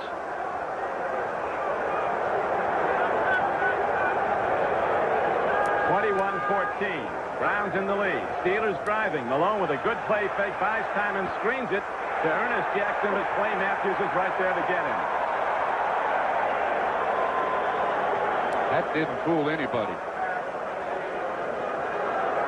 Abercrombie, the running back who released down the field, wide open. They chose to cover Jackson and let Abercrombie go. Smart choice by Cleveland. He's saying there's nobody there. Come back and fake that screen. Abercrombie's open down the middle. Giants have extended their lead over Denver to 13-6 in an Allegre field goal to open the third quarter. Cincinnati with a 1-point lead on Minnesota at the moment as Malone stands and fires and has an open man. Gothard, the big tight end from Alabama, head down, Bulls for another 2 into the 28-yard line. It is a 19-yard Steeler gain. And for Dixon, the man in coverage, and the thing that made that go was lots of time for Malone to look around. He seems to have an eternity back there. There's nobody really with much pressure on him. He's got a clear lane to look down the field, and eventually receivers are going to get open. Zone coverage by Cleveland, and Gothard ran good. Hanford Dixon on the tackle, first down Pittsburgh.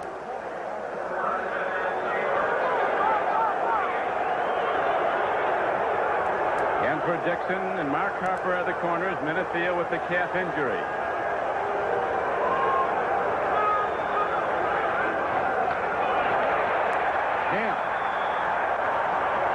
Reggie Camp, read and run all the way. Knocks down Jackson for no gain. It'll be second down and 10. And sometimes there is a predetermined move by the defensive line. Watch Camp go inside.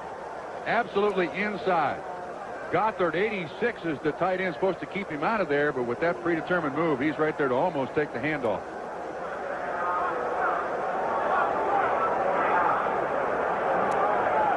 Camp is big, a third-round draft choice out of Cal at Berkeley. Joe Kapp ending his coaching career there with an upset victory over Stanford yesterday. Game clock, you see, is in the quarter. Abercrombie gets it down inside the 25-yard line. It'll be short of a first down. It'll be third and about 4. Clay Matthews on the tackle. A lot of people here in Cleveland think that Clay Matthews is having a subpar season. But actually, I think he's asked to do some different things this year. He is the guy who checks the running back out of the backfield. They've called on him to blitz a great deal.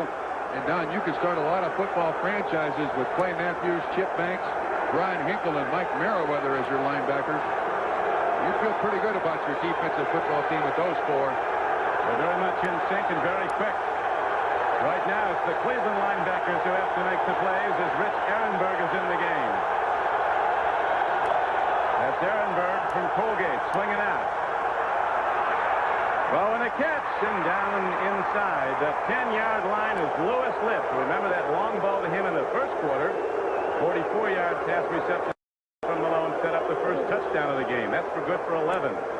Felix Wright was the man in coverage. Pittsburgh flooded the area. They ran Ehrenberg over there to the far side. You see Matthews goes in coverage. Ran a nice little pick here. Looked like they were going to Ehrenberg out in the flat. He finds Lips open. Big completion. Been in a 16-yard game where they spot it down to the 7-yard line. Steelers challenging, down by 7. Skips off the left pad of John Stallworth. As the marker comes in, it'll be against Cleveland. They call Hanford Dixon, first and goal, Pittsburgh. Now, this is a tough call because John Stallworth falls. That corner of the field, Don, is the slipperiest part of the stadium. Everything seems to... Defensive pass interference, number 29, first down. Stallworth fell. And Dixon, in an effort to get to the football, this is a Tough call. I don't blame Hanford Dixon for being upset. Now watch what happens. It is very slippery out there. You can see they got double coverage. Rockins deep.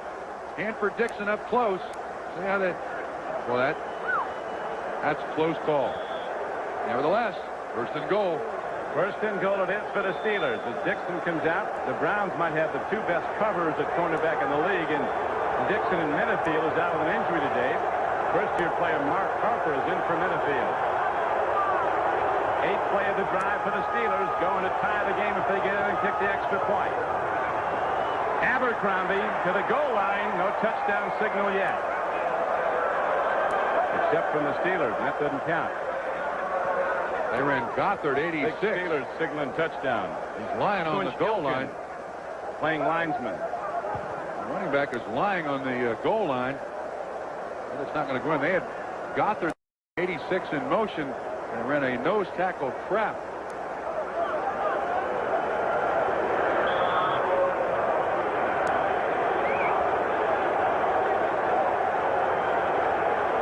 Abercrombie has 2 touchdowns already today for the Steelers. 8:40 to go, third quarter. It's getting very cold now in Cleveland. Rain holding off. And there's a touchdown signal. The Steelers are in. Malone, calling his own number, takes it straight ahead behind the Pro Bowler Mike Webster. Greg Wolfley also blast blocking straight ahead, hitting White and knocking it back. And Malone goes in for the touchdown, and the Steelers with an extra point can tie this game at 21-all. 42 points by these two football teams in 2 quarters plus about 5 minutes. Surprising. Very surprising. Hey, this has been some game, though. Absolutely. Some of the greatest games you'll ever see in this league. The Browns. I don't care who's favored, who's having a good year, and who's not. Steelers go 63 yards in 9 plays. Malone on the payoff end. It's tied up at 21. Today's game is brought to you by Chrysler Plymouth. We're working together to be the best. By the Stanley Works. Stanley helps you do things right. And by Midas. For mufflers, brakes, and shocks, trust the Midas touch.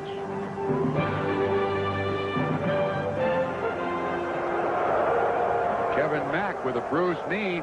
Report from the bench, he will not return. His replacement, Major Everett, has 1 carry in 1986 and no catches. So now the kickoff downfield in this tie game, and here comes McNeil. Gerald McNeil, the Ice Cube, and the Steelers very cautious about covering him after that 100-yard kickoff he ran back. Not a good sign. Icing down the... They've already had their share of injuries with Ernest Biner on the injured reserve list. Now Kevin Mack with that knee injury probably scares everybody in Cleveland to death. And notice, as opposed to Major Everett, it looks like they have Herman Fontenot in the ball game. Excellent receiver out of the backfield. No, it is Major Everett. Kosar with 14 completions and 23 throws, 209 yards. Only 5 in the second half. 1 touchdown, 1 interception. He's looking. Swing pass goes out to Harry Holt, a tight end, and Holt is out across to the 27-yard line. Gain of about 4 on the play. Mike Merriweather was in the stop for the Steelers. Cleveland lucky to gain any yardage. Merriweather was right out there with Harry Holt. Holt does a great job to pick up 3-4 yards. Gary Dunn, the nose tackle for the Steelers. Keith, Gary, and Edmund Nelson are the pass rushers now. Merriweather, Little, Cole, and Hinkle back to line.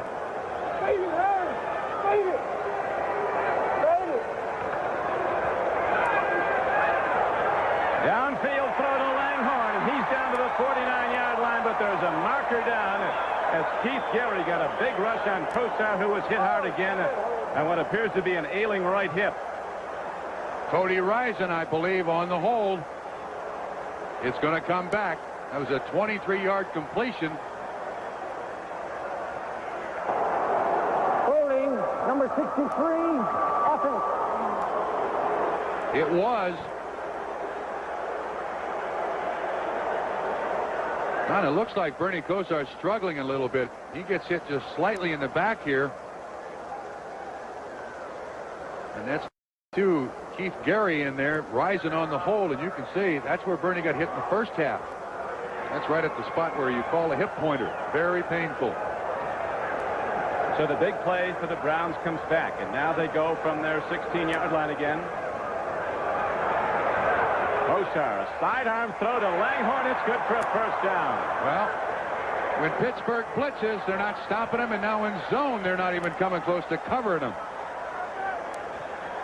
Now let's go to NFL 86. Here's Ahmad Rashad. Ahmad. All right, Don, in Houston, Ray Wallace, the rookie from Purdue, takes this perfectly set up screen pass 35 yards for the score. Houston leads 24-3 in the third quarter. By the way, Ray Wallace's hometown is Indianapolis. Thank you, Ahmad. And right now we see Kevin Mack, who was troubled by the knee bruise, right back in the lineup for the Cleveland Browns. A quick healer takes the ball. Browns have it on the first down play. They ended up with a 2-yard gain.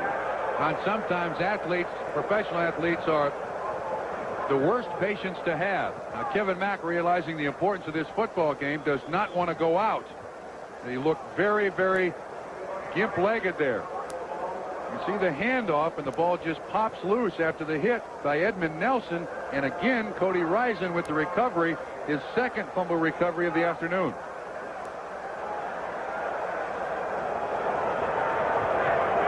Second down and almost 9 as Mack again gets some tough yards, and not very many, maybe 1 or 2 straight ahead. David Little, inside backer, was on the stop along with Mike Merriweather, 57. Mack's lost a little of his gusto, though. He doesn't have that first step he had before he banged up the knee. It can do that to you. You don't know how extensively it might be damaged. And I said, Marty's saying, look, are you all right? Tell me the truth. Are you all right? If not, get out of there. We'll get somebody else in the game. Steeler defense sets up deep in the secondary for zone coverage on a 3rd down and 8 play for Kosar and the Browns. Now they bring 9 men up. Here's an all-out blitz. Kosar gets it away, and catch for a first down. Reggie Langhorne comes down with the ball. And again, Kosar beats an all-out blitz with a 21-yard gain on 3rd and 8. By all rights, there's no way Cleveland can pick up all those Pittsburgh defenders blitzing the quarterback. But they got just enough of them.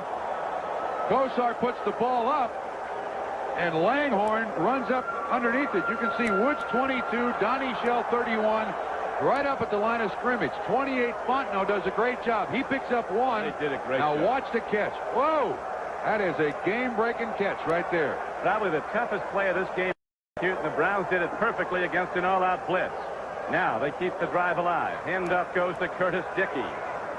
Steelers get him after a gain of about 3 down to the 38-yard line.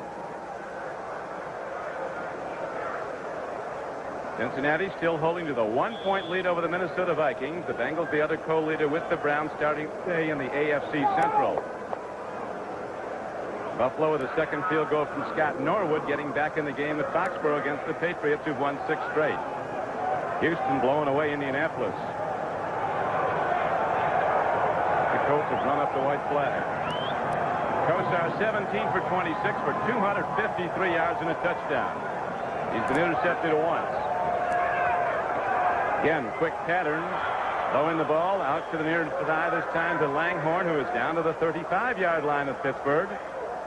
John Swain covering. Trump. Don, you got to give a lot of credit to Lindy Infante. He has really orchestrated an offensive game plan here to cover any possible thing that the Pittsburgh defense would show and has shown today. Cleveland has not been mystified, has not been stopped by anything that Pittsburgh has done. They've read the blitzes. Bernie's read the coverages. Watch the trap right up the middle right here. Brian Brennan in the slot at the top of your screen. Kosar takes a look. He fires. He goes to Brian Brennan. It's a first down for Cleveland. Kosar's hurt. They banged him again.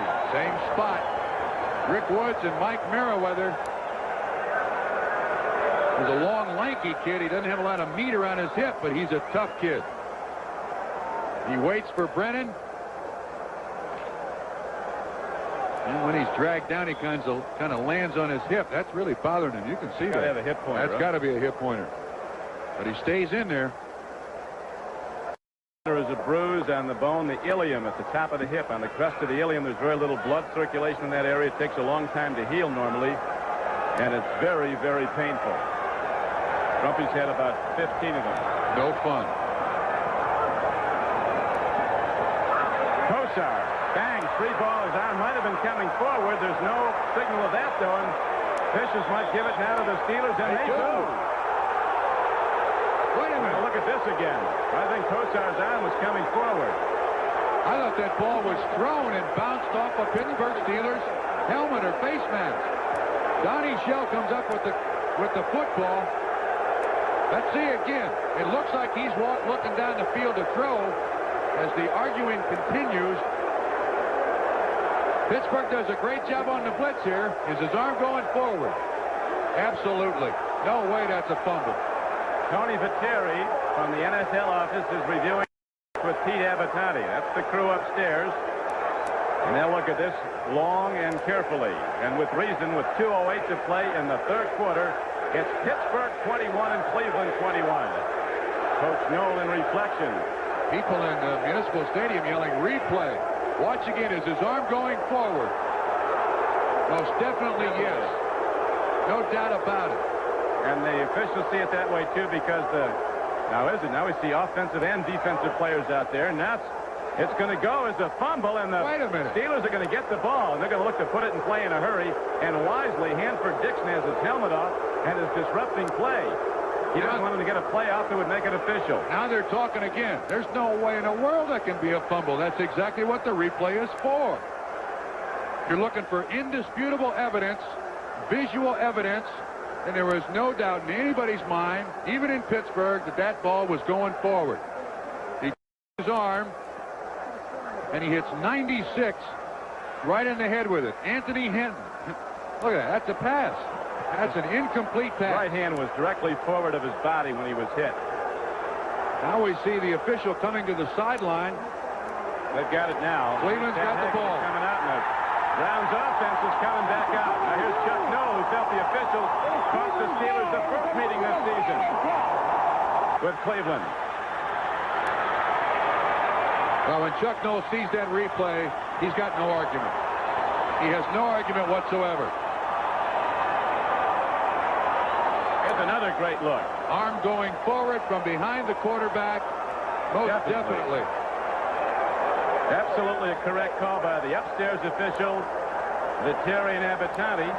And so the Browns drive stays alive. And instead of a fumble and a Pittsburgh recovery, Cleveland has the ball second down and 10. The 10th play coming up. It is a tie game in the cold of Cleveland Stadium. What a football game. 2:08 to play in the third quarter.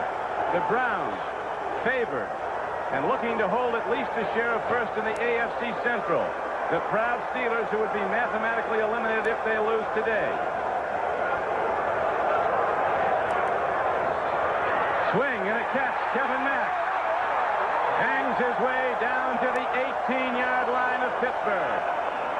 Donnie Shell on the tackle, and Don, that's a gutty performance by Kevin Mack. Bruised knee and all. I think he realizes that they're in a dogfight here with Pittsburgh, and the Cleveland Browns need every available player. When Mack releases through the line of scrimmage, basically no one there at all to cover him, and Clayton and Shell stop him, but it's a 9-yard pickup. Give it to Pazzulli. This sold out for weeks. 80,000 are here, and they're getting everything they paid for as the Browns and the Steelers go toe-to-toe, slugging out. Straight ahead, Kevin Mack dives on down to the 15-yard line of the Steelers. First down, Cleveland. Great block, Pazzulli. He really crunches a Pittsburgh Steelers. 72 leads up through there. He hits Dirk Winston, 55. Kevin Mack right behind him for the first down pickup.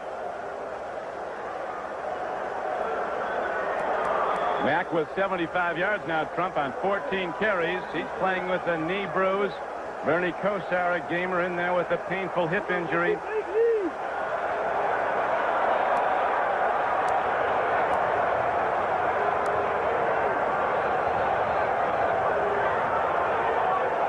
See this, the 12th play of this drive.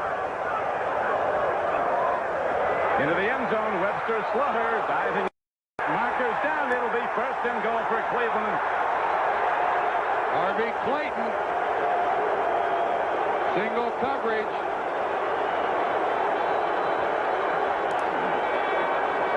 If the defender has his head back looking for the football, the flag will not be thrown. Defense, pass interference, number 33, first down. The fans in the open end of Cleveland Stadium, that end zone, there's something. That's the dogs back there. They bark.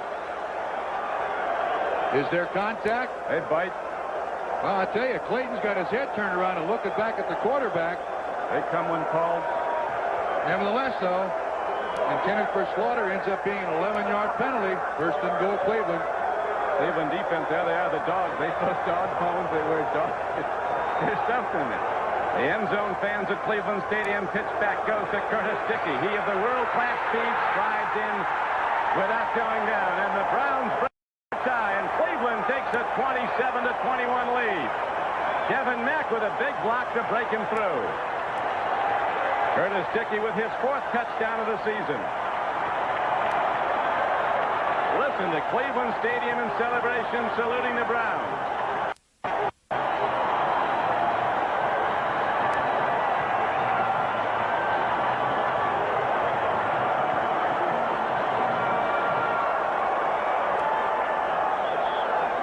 There's the dog pound right there. There's the dog pound. They're barking.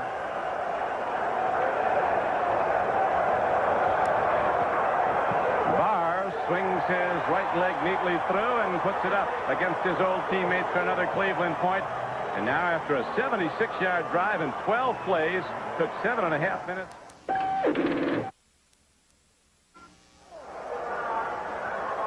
Here is the go-ahead for the Cleveland Browns. A pitch back to Curtis Dickey, a lead block by 34, Kevin Mack. He took out Swain, and Dickey goes in standing up, and it's a 28-21 game Browns. Now the Steelers ready to get it back. Deep kick. Barr ate a big breakfast. He knocks it down, and here comes Sanchez, averaging over 30 yards a return today, and he's got another big one for Pittsburgh. He's out to the 30-yard line. Scott Nicholas knocked him down.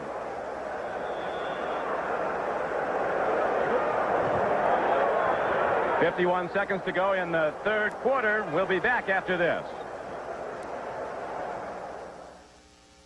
Thanksgiving Day. The NFL plays here when the Seahawks battle the Cowboys. Before your team takes the field, our team hits the air. NFL 86.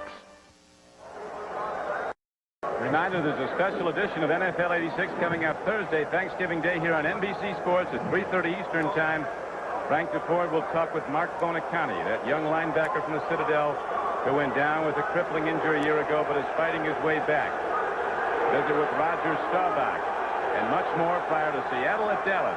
Kosar on the sideline now after leading the Browns to the go-ahead score. And Walter Abercrombie, who's having a big day, runs the ball for Pittsburgh. Chip Banks finally makes the tackle.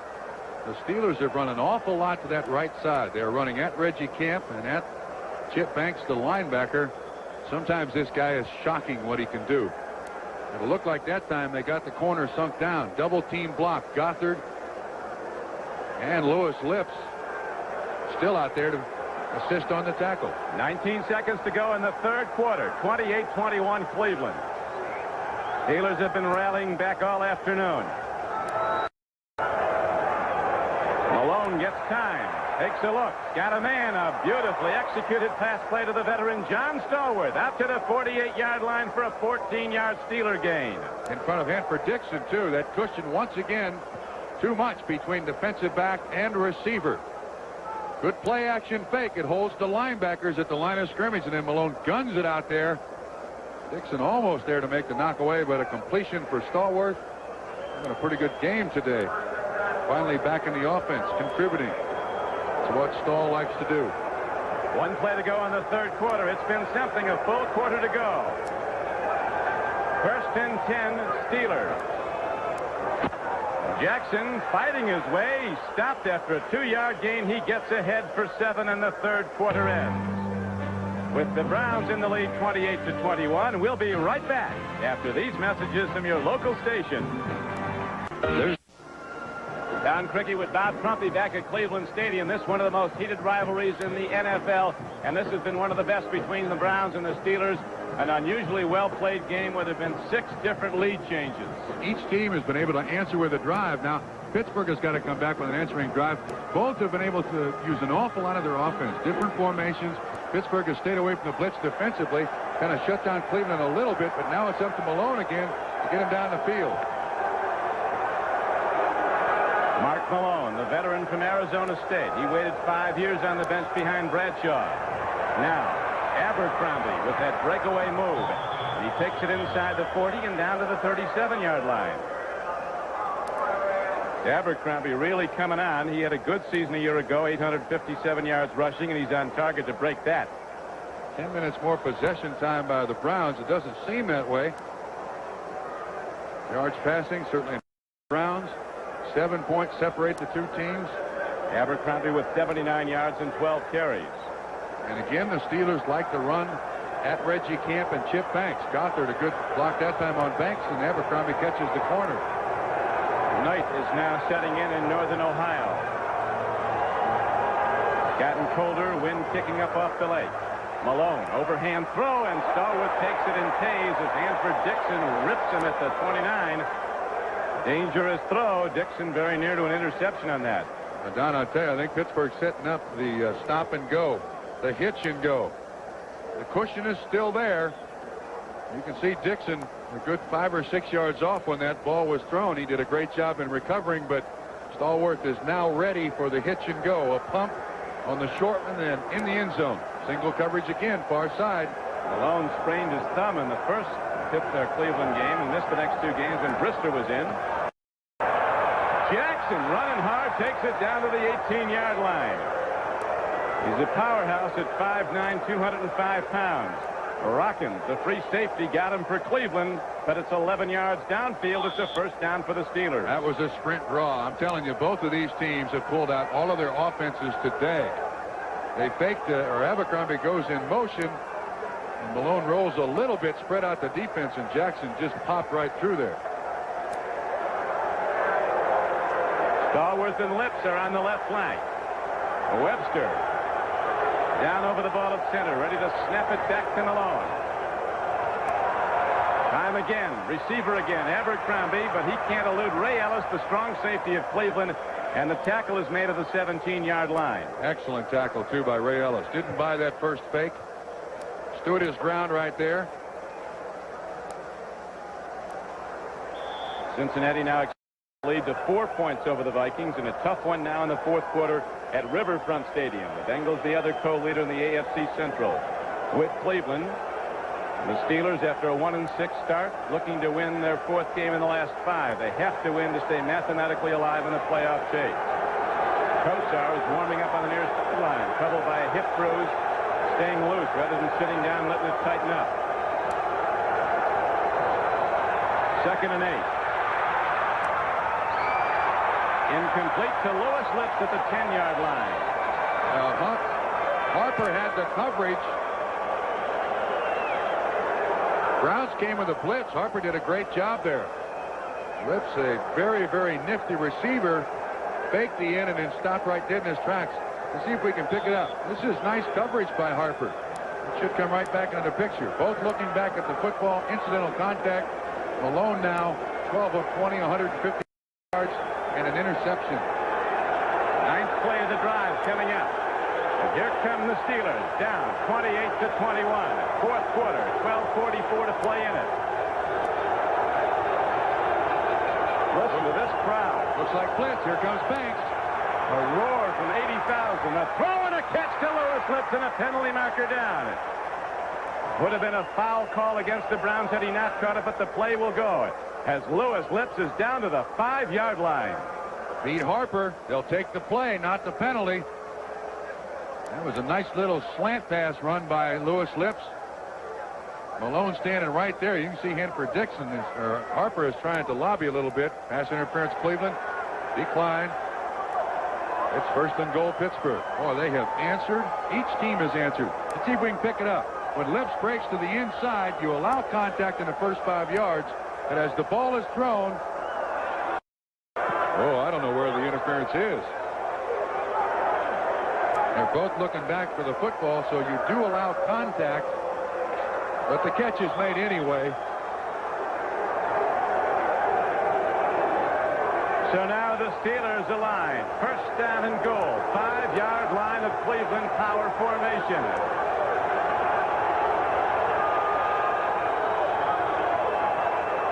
Jackson, he's down to the 1. It'll be second and goal. Here's a marker in after the play. Might be a personal foul call against Cleveland. Might be also a face mask. Yeah, it is a face mask, and I guarantee you when you're down there just trying to make the tackle, you'll grab anything that gets in your hands. 56, if Pittsburgh scores here, 56 points scored between these two teams going into the fourth quarter. Shocking. Over and under took a beating. Face mask, number 20, defense. Still first Nobody down. bets. Telling you, for Pittsburgh to answer these drives by Cleveland with scoring drives. This one started at their own 31. A spectacular performance by Pittsburgh today, regardless of record. Malone, I don't know if he got there. Now another marker comes in. Steelers going to keep getting free plays here. First down till they get in. Now we have a signal for a touchdown. Linesman came in late. It is a touchdown, and again the Steelers are an extra point away from tying the game. Malone scores it, his second of the day on a quarterback dive. Face mask, number 56, defense, decline. Touchdown's good. You know, both of these football teams have been playing pretty good defense over the last several weeks. Very good defense. That's what brought really the Steelers back. They gave up so many points early, destroyed them 30-0 at Seattle. Well, the Steelers in the last 4 games have outscored their opponents 90-38. Giving up 28 points today.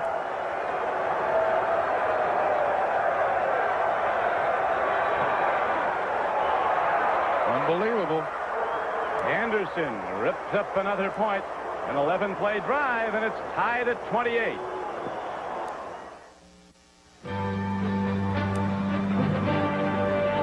Today's game is brought to you by the Heartbeat of America, today's Chevrolet. By Budweiser, Beechwood Age for that clean, crisp taste. This Bud's for you. And by GMAC, the financial services people from General Motors. This is Don Criqui with Bob Trumpy, Cleveland Stadium on a cold November day. Mark Malone of the Steelers has just busted in a sneak for a second touchdown, and again we're tied, and the game has had 7 lead changes. Counting the ties when one has come from behind. And now the return, as the Steelers have done a very good job containing the dangerous Gerald McNeil, the man who beat him for, look at this guy, looks like he's out there for the pass, punt, and kick. Greg Carr came down to get him, and we'll be back after this. The Miami Hurricanes, currently rated #1 in the country and headed for a showdown for the national championship on NBC Sports in the January 2nd Fiesta Bowl. And how many $1 million worth of quarterbacks you figure that is, Trump, on one team? That's about 20 with Earl Morrall, the guy in the shorts, as their coach. Jim Kelly, Bernie Kosar, the Browns quarterback, and Vinny Testaverde, who's going to go #1 in the next draft. Game tied, 28 all, 11:55 to play. Kosar with a sidearm strike for a first down out to the 40-yard line as Herman Fontenot comes out of the backfield. Fontenot played at LSU, came to Cleveland as a free agent. His brother's one of the coaches with LSU, Marty Schottenheimer's brother. He recommended him, and it's been well worthwhile. That's good for a 16-yard game.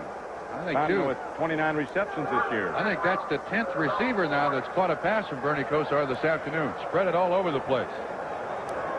Webster Slaughter near side of the lower portion of your screen.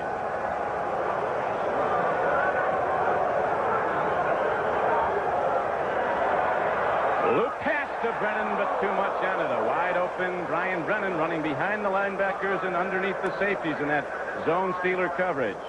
Well, that's one of the few times we've seen Bernie outthrow the receiver. Very seldom. He put enough air underneath that ball. Brennan almost makes the catch. They got the right call. They got the right defense. You can see 57 Merriweather trying to run with Brennan just slightly overthrown. Langhorne goes wide to the as you see the passing numbers. Kosar with 290 for Cleveland. Last time he played here, he had 401 against Miami.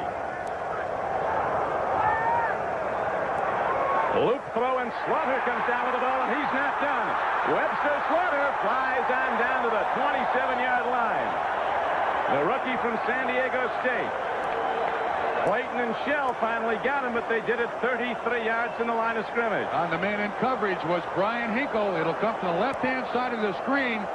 Watch down at the bottom. You can see that Slaughter right over the outstretched arms of Brian Hinkle. Every time the Steelers have come with linebacker coverage on these guys inside, Cleveland's been able to beat them. A game of can you top this? Each team driving down the field, then the other team responding with a drive of their own. It's tied right now, 28 all, with the Cleveland Browns driving in the fourth quarter.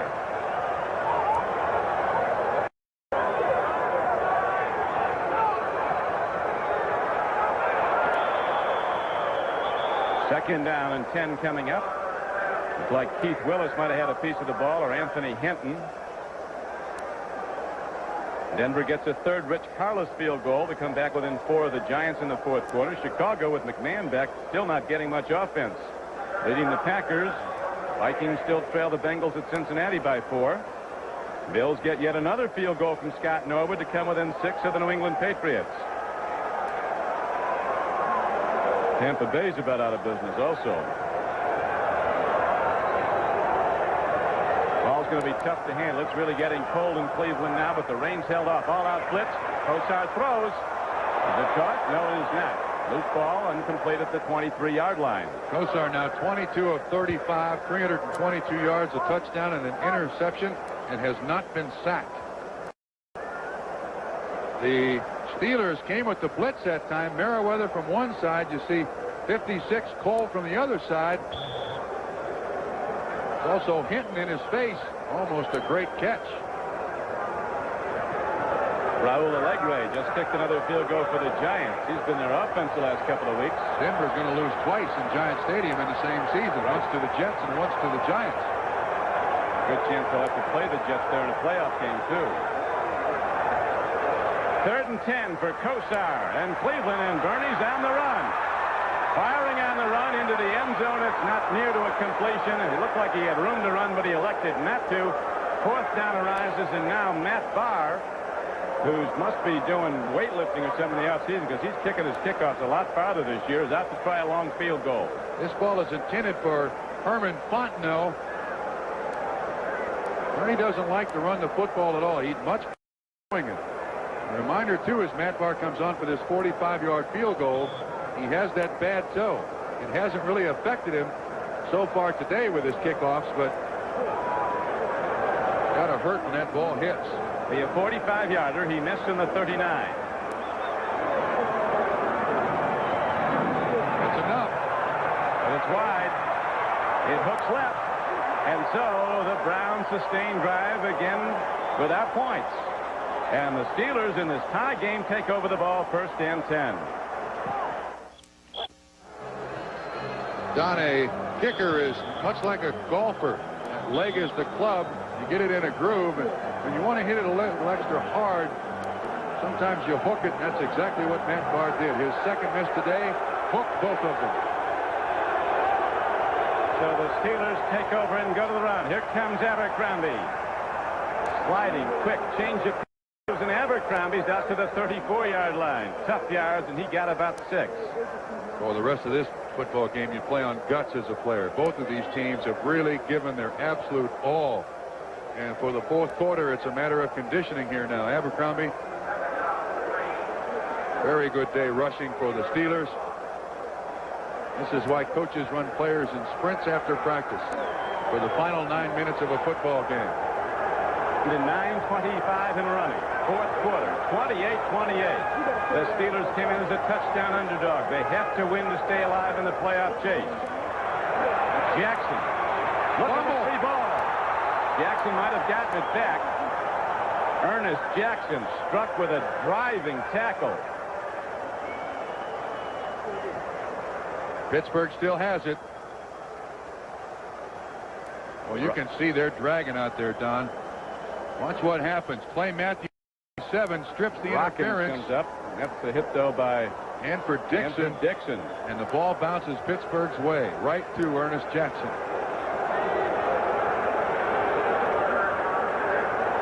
Inside 9 minutes to play. See how the scoring went. Cleveland had a big second quarter. Pittsburgh has been balanced. Touchdown in each quarter. Bottom line even.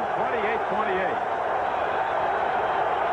The 80,000 start up again, making it difficult for Malone to get his count heard. Ehrenberg runs.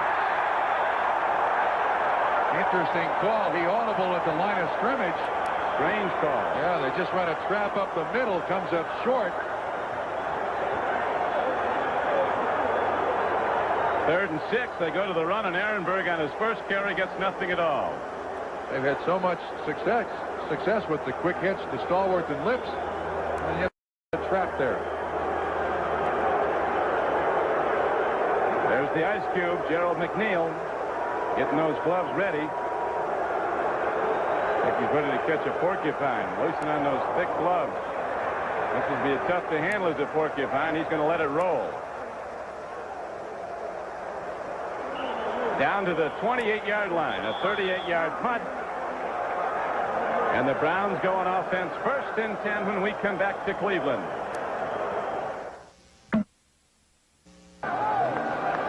Special guest next Sunday on NBC Sports, NFL 86, Vinny Testaverde, the quarterback and odds-on favorite to win the 1986 Heisman Trophy, will be in the studio as a guest with Bob Costas, Ahmad Rashad, Frank DeFord, and Paul McGuire. And next Sunday, some more interesting matchups. The Steelers head into Chicago to take on the world champion Bears. Browns will be at home to play the Houston Oilers. To New Orleans, a tough club. San Diego at Indianapolis. Then the 4 o'clock game will be at Trump. The Bengals and the Broncos at Mile High. Bengals holding to a slight lead over the Vikings in the 4th quarter at Cincinnati. The Browns, the other co-leader along with Cincinnati in the AFC Central. High with 7:51 as you see to play. 28-28 here at Cleveland.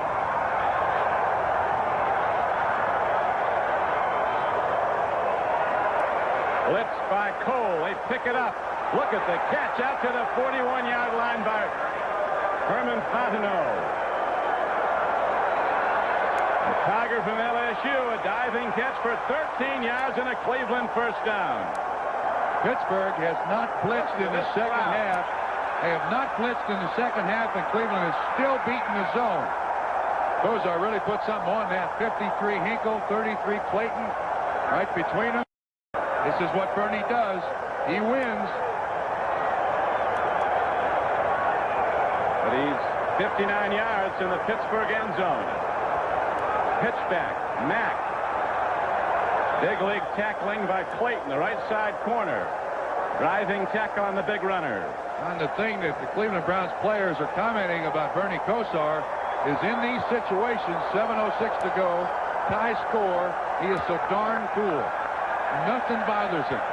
Just follow me, guys. I'll get you to the end zone. Well, that is his task right now. The first final of the day is in. Detroit with a big, easy win over Tampa Bay.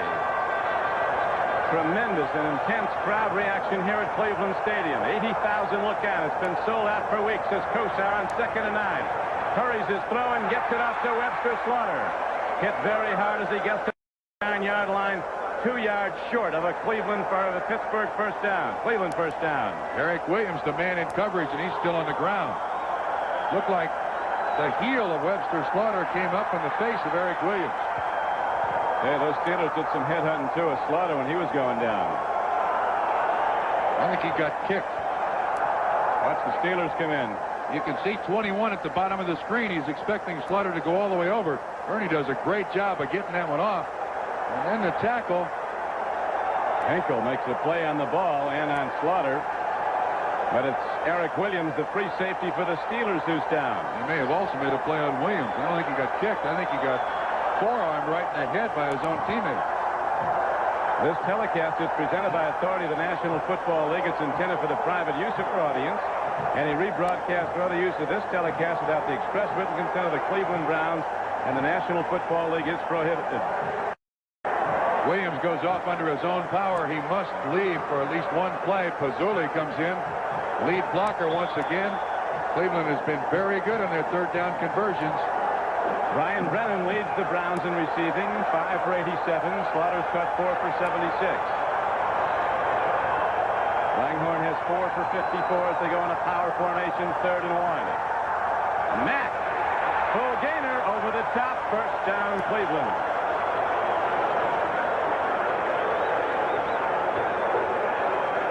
One thing Cleveland has been able to do today is convert those third downs. Pizzulli, 72, again on the lead. Babb, one of the biggest centers you'll find in the NFL. Excellent job up front, along with Larry Williams. This is a giant Cleveland offensive line. And there's Pizzulli. 7 of 10 in third down conversions, Don. And it's first down now for Cleveland. High game, 28-28, 5 feet to play. Excellent defensive play by John Swain. Stepped in and slapped it down. Ball was intended for Ozzie Newsome, tight end out in the flat. That's what you need now. You need your good players to make big plays for you, both offensively and defensively. And the coordinators try to put those great players in the best position to make those plays, offensively and defensively. Right now, Tony Dungy, the defensive coordinator, going mind-to-mind with Lindy Infante, the offensive coordinator. The chess game is in the trenches. They're popping. 2nd and 10 comes up now for Kosar and the Browns. Mack, another big move up the middle. 2nd and 10, he gets down to the 40-yard line of the Steelers. And it looked like 3 guys had a chance to stop Kevin Mack, and he kept right on going. Steelers down. Edmund Nelson first misses him. You can see 64 kind of fall on the ground. He had no chance, but watch once again. Rick Woods is down. He's up. There's 56 Cole. Woods misses him, and finally they get him down, but it's an 8-yard pickup.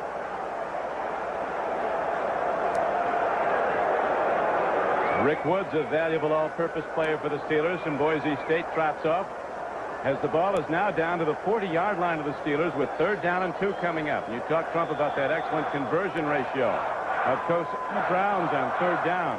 8 of 11. 7 of 10. This will be their 11th time.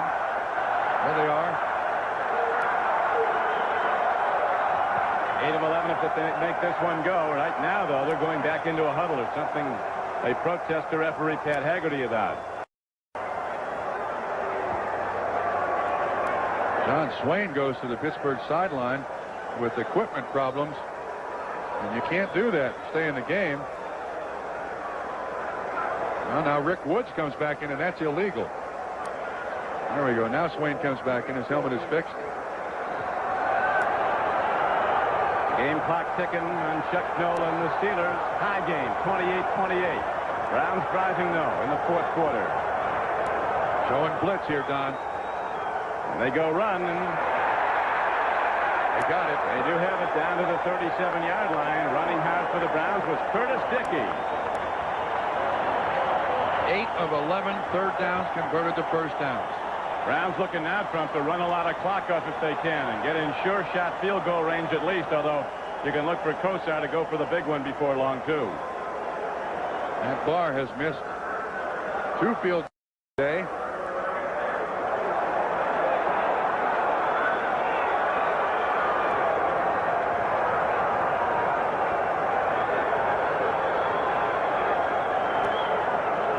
Kosar on 1st and 10 goes to Kevin Mack. And again, wisely with both arms on the ball, he takes and hits Rick Woods. And coming up was Gary Dunn first, though. He made a driving shoulder tackle trying to free the ball. It's been remarkably free of turnovers. Interception for each team, as we pointed out early in the game. The last 11 meetings between these 2 clubs, the team with the most turnovers has lost the game. Today they're even in turnovers, even on the scoreboard, 28 all.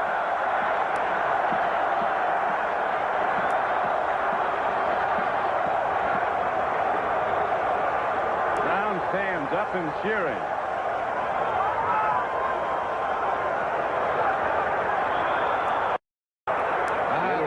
confused. Yeah, no, the Steeler defense made Bernie Kosar hiccup there a minute. He called the audible, and then Pittsburgh backed onto the audible. He's talking to Harry Holt. That's one thing you got to like about Bernie Kosar right now. With this new offense with Lindy and Fonte, he understands what the other 10 men on the field are doing. He is a real maestro out there. He'll direct him to the proper spot. You don't want to blow it here, so you take the timeout. 3:23 to play in the fourth quarter. We might be playing more than 4 quarters in this one. I'd like to see that. It's been super. Ninth play of this drive coming up. Browns using up 4.5 minutes on this drive to what might be a winning field goal attempt. The Steelers have responded time after time. They jumped out to the lead in the first quarter. Opening drive, they went right down the field, scored, and on an Abercrombie a yard out, and it was 7-0. Then the Browns scored 21 points in the second quarter. It was 21-14 at halftime. Matt Barr, a man thinking about, he likes to talk about the most important kick. He said it's not your last one, it's the next one. It could be today. Barr's longest ever, 52 yards this year. Gary Anderson's longest kick ever this year, 45 yards. Bengals still holding to that 4-point lead over Minnesota. Buffalo, it would be a major upset. They hold on to beat the New England Patriots. Bills have lost 21 in a row on the road. Second down and 6 for the Cleveland Browns in this tie game. Kosar against the blitz, swings it out, overthrows Kevin Mack. Merriweather was in pursuit, and was flat on his back at midfield when the play ended. Keith Willis all over his face. That's one powerful guy, Keith Willis. I'll tell you one thing, though, after as much as Kosar was hit last week against the Raiders, he's not timid at all. He stands right in there.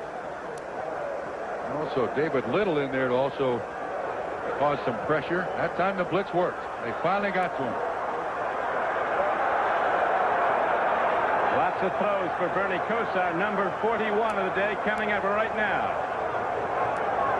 Third down and a long 6. Steelers bring the blitzers up. They're trying to get him to change the play, Don. Here they come. Quick throw and a completion. It might go the distance. Webster Slaughter is down to the 12-yard line as Kosar again beats the blitz. What a football play. And what a football player. On the catch. That's twice. There is no way that Kosar should get the play off.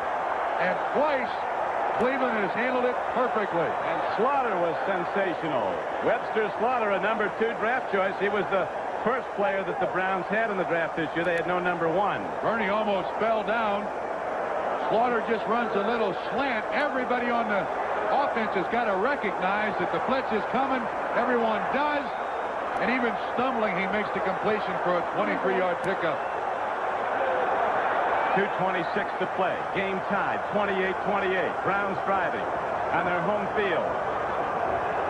Second back, Dickey, as these Cleveland backs have been now counseled, keep both arms on the ball. The tough Steelers hunting footballs all afternoon. Defense calls the timeout. 9 more seconds, they wouldn't have had to use one. Well, but they can use the warning as an extra timeout. So they're very smart. Your defense calls you timeouts because the defense can't stop the clock. The offense can stop the clock. Incomplete passes, balls thrown out of bounds. What a catch. Boy, the Steelers are going to look back at this game film and wonder if they're ever going to blitz again. They will. They've eaten a lot more people up with it than they've lost to.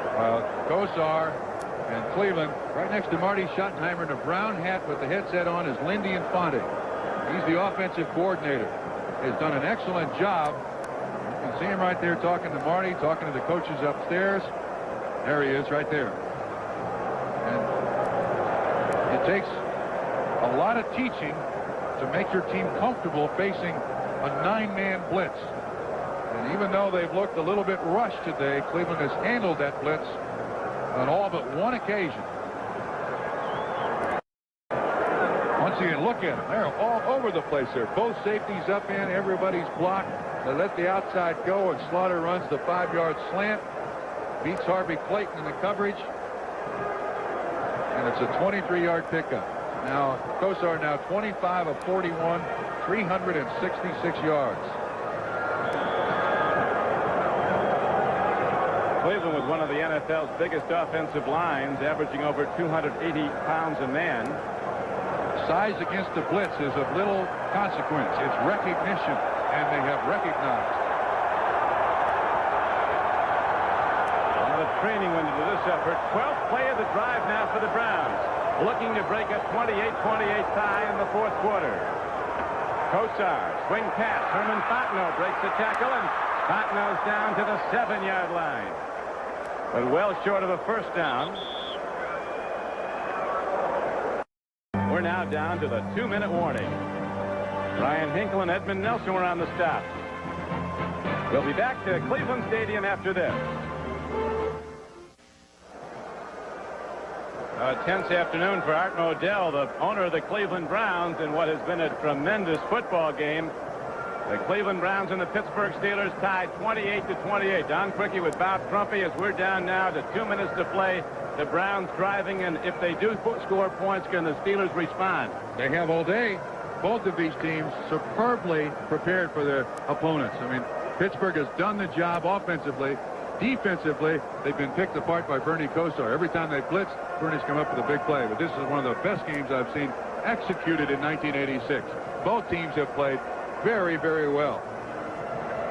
Both coaches got to be extremely pleased with the way their players have performed, too.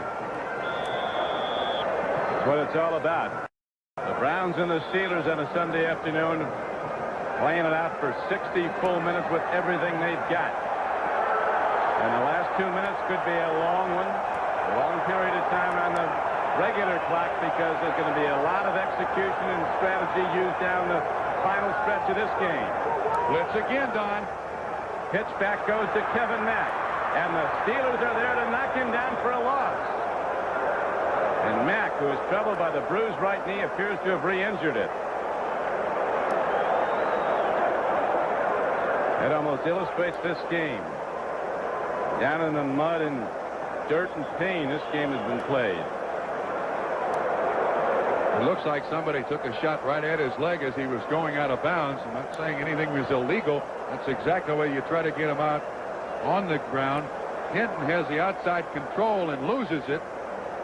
And then it looks like Donnie Shaw, that's Donnie Elder, bends his right knee a little bit, and I believe that was the one that was iced earlier in the game. But when these Steelers, they come to hit them. Elder right there. Looks like he might have hyperextended it slightly.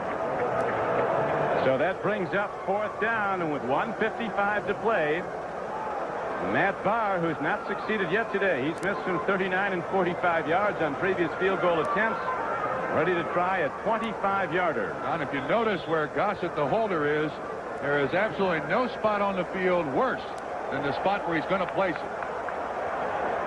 He's concentrating. Look at that little rock.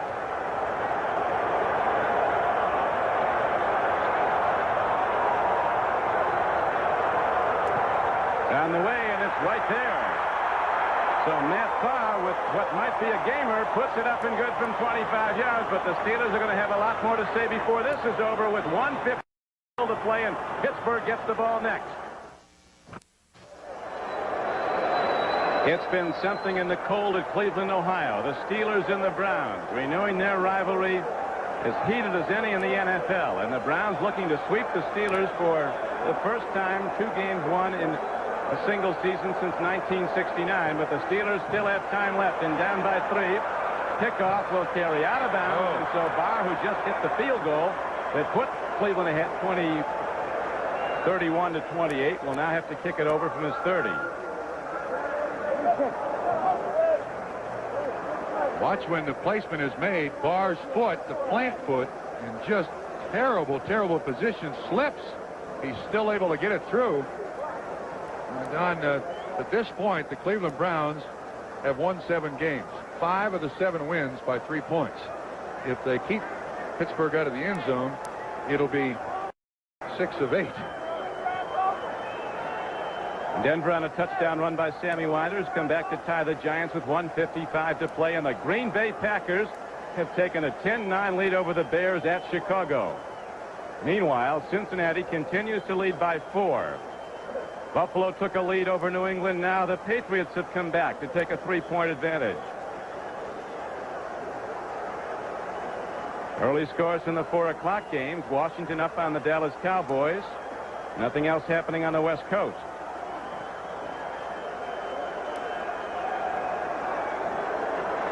And that kick that went out of bounds by Matt Barr. A lot of teams now in the NFL try very hard to divide the team into 3 sections on kickoffs, and they try to hem the returner to one side of the field.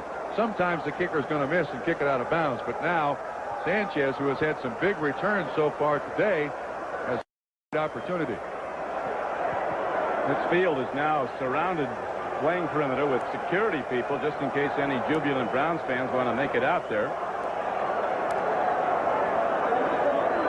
1:50 to go, and the Steelers get it back, trailing 31-28. They led 7-0. They trailed 21-14 at halftime. Came back to tie it up later at 28-all. Now taking it on the run is Sanchez.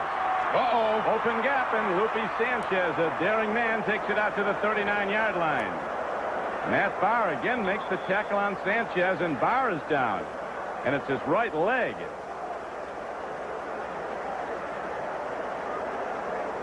Tell you, Sanchez today has done one thing on these kickoff returns. Watch this again, Trump. He has caught him going full speed. Great timing catching that ball. You see Barr, top of the screen, number 9.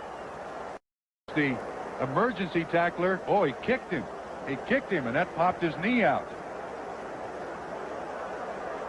Thank God that happened after that kick, that field goal kick, and not before.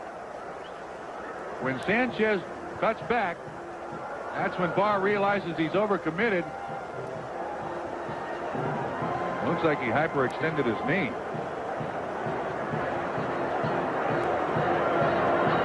Here's the final score in now from Cincinnati. The Bengals hold on to beat the Vikings 24-20. So Cincinnati goes to 8-4 in the NFC Central, heading into Denver next week. The Vikings about out of business in the NFC Central. Harry Holt, a tight end, is the Browns' emergency kicker.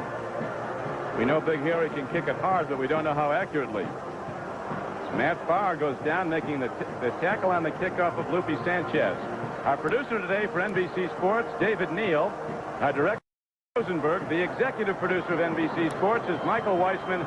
The coordinating producer for football is Ted Nathanson.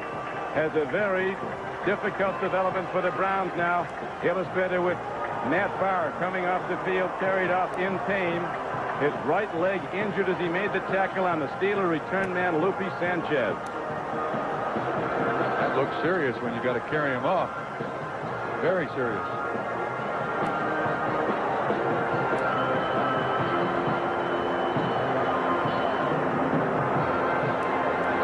I'm sure Marty Schottenheimer hopes that he doesn't need a field goal kicker yet today.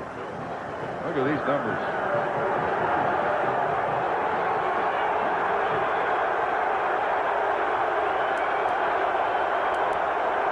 Crowd starts up now. 1:48 to play in the game. Steelers with the ball, first and 10, down by 3. Swing to Abercrombie. They rule him inbounds, and the clock keeps ticking as the Steelers quickly go into alignment without a huddle. That hurts Steelers' chances. That's going to cost them a lot of time.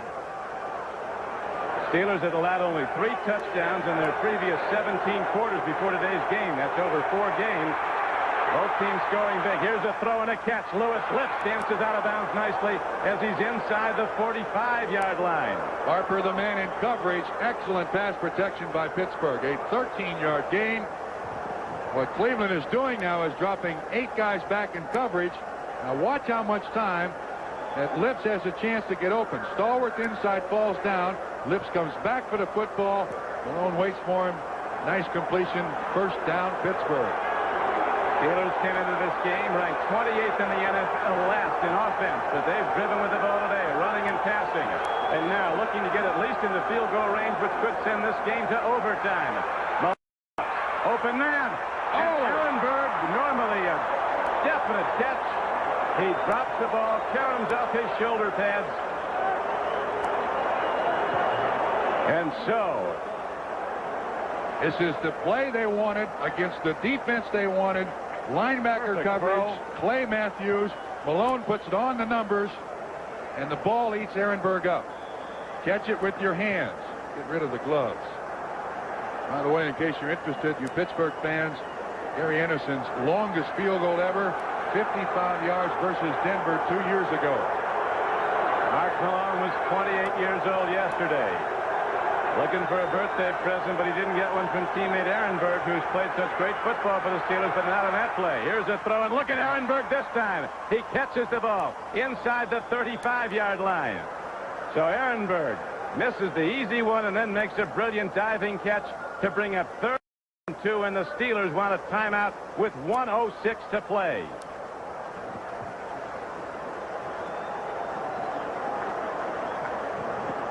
Ehrenberg atones.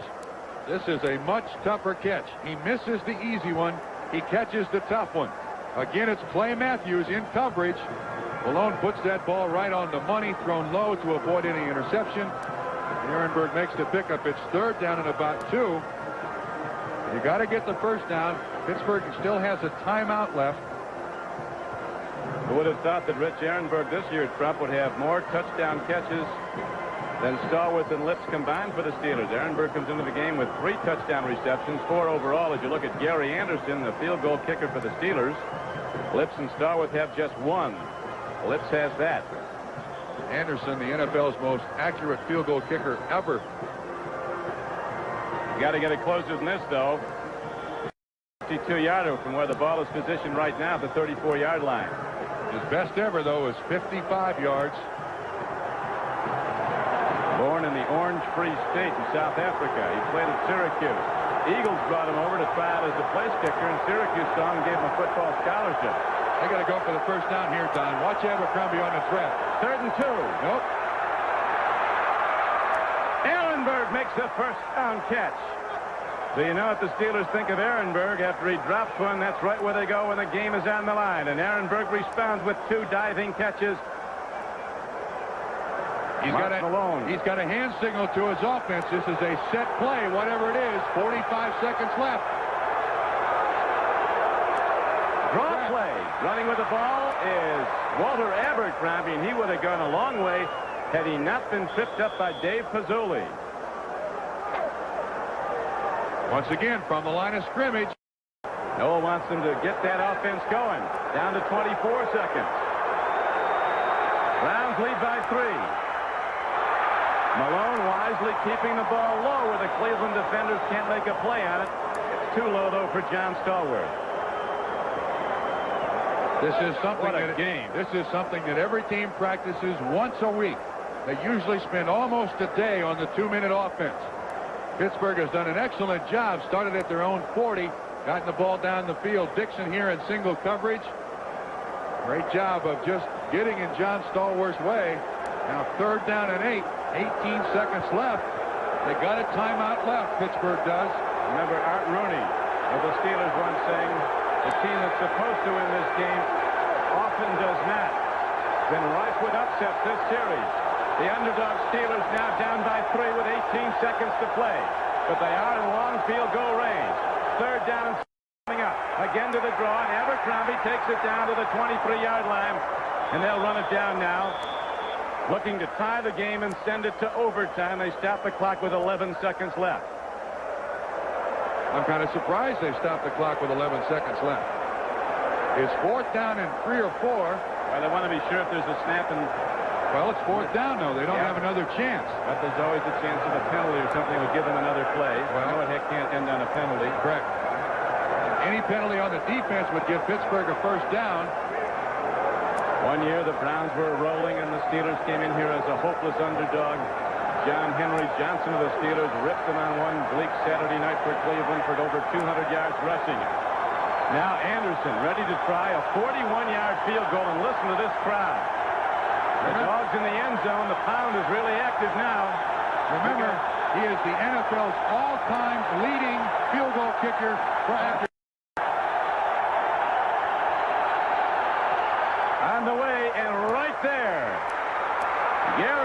Anderson drills it with 7 seconds to play, and we're going to go to overtime at Cleveland, Ohio, barring an unbelievable return by McNeil of the Browns, who probably won't even get the ball. He did have a big kickoff return against Pittsburgh in Pittsburgh. Chuck Noll has got to be pleased the way his football team has fought back after a miserable start. Good. Yeah. Boy, this is one I'd like to see go to about Tuesday.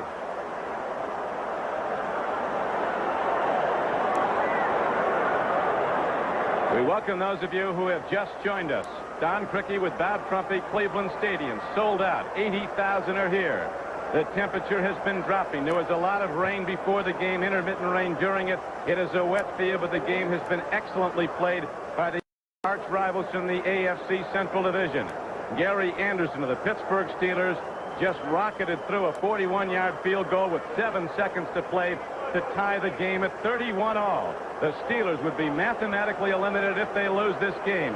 And they fought back time and again to tie the Browns. And unless Cleveland does something extraordinary on this kick return, we're going to go to overtime.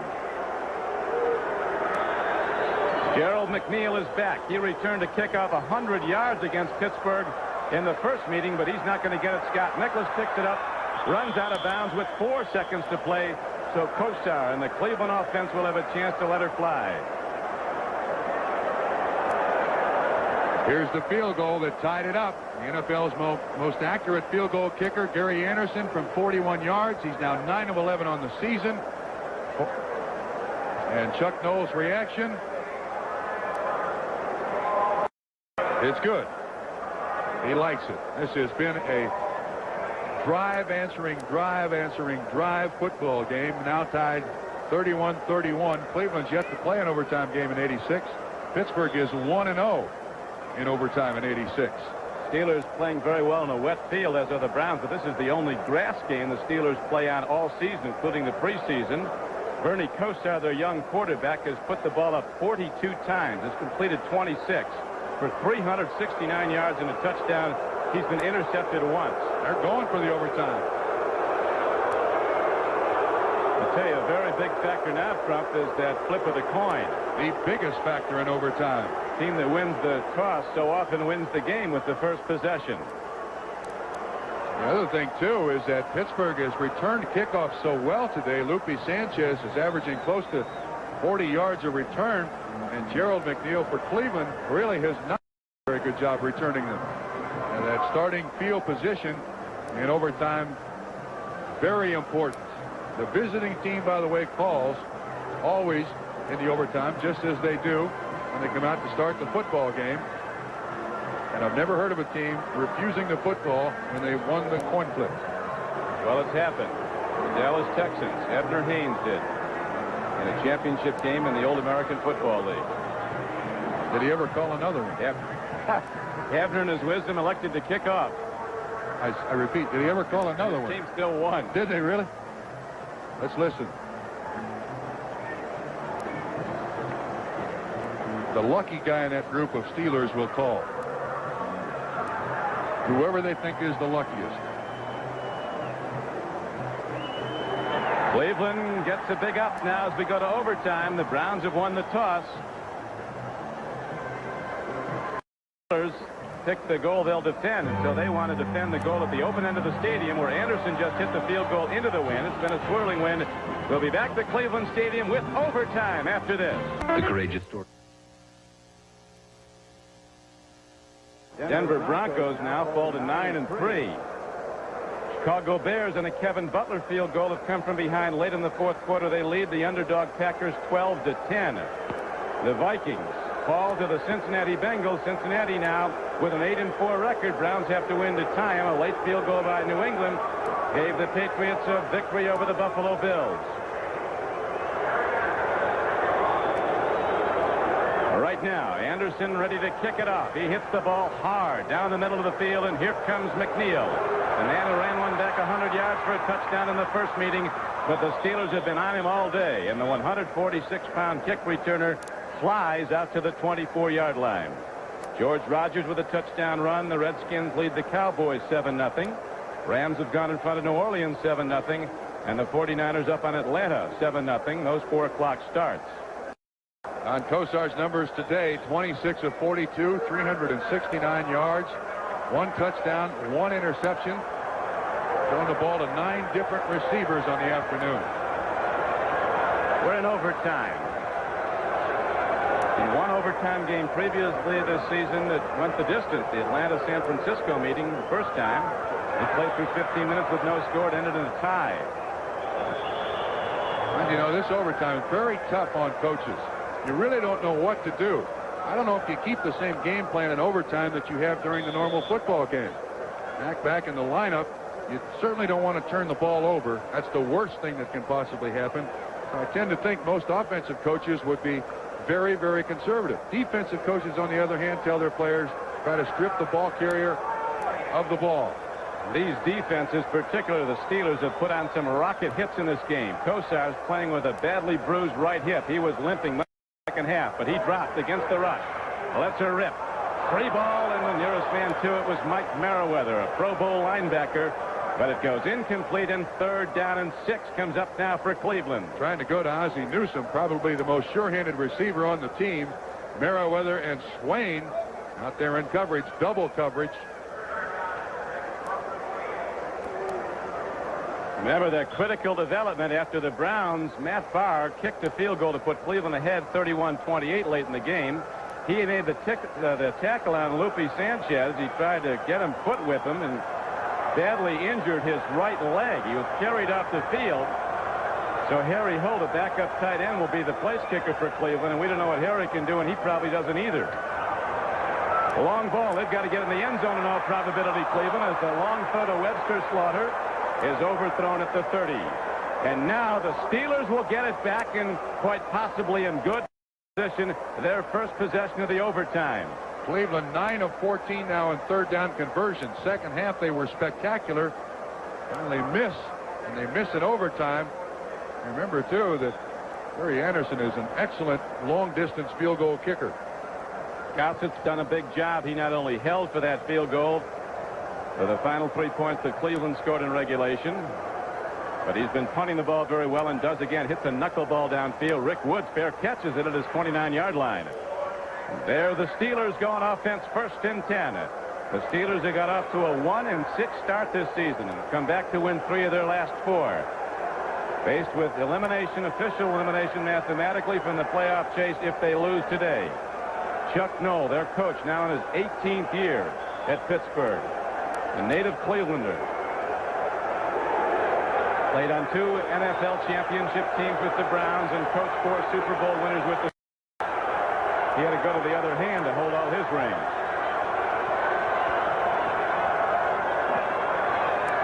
Malone to Jackson as those Steeler runners protect the ball.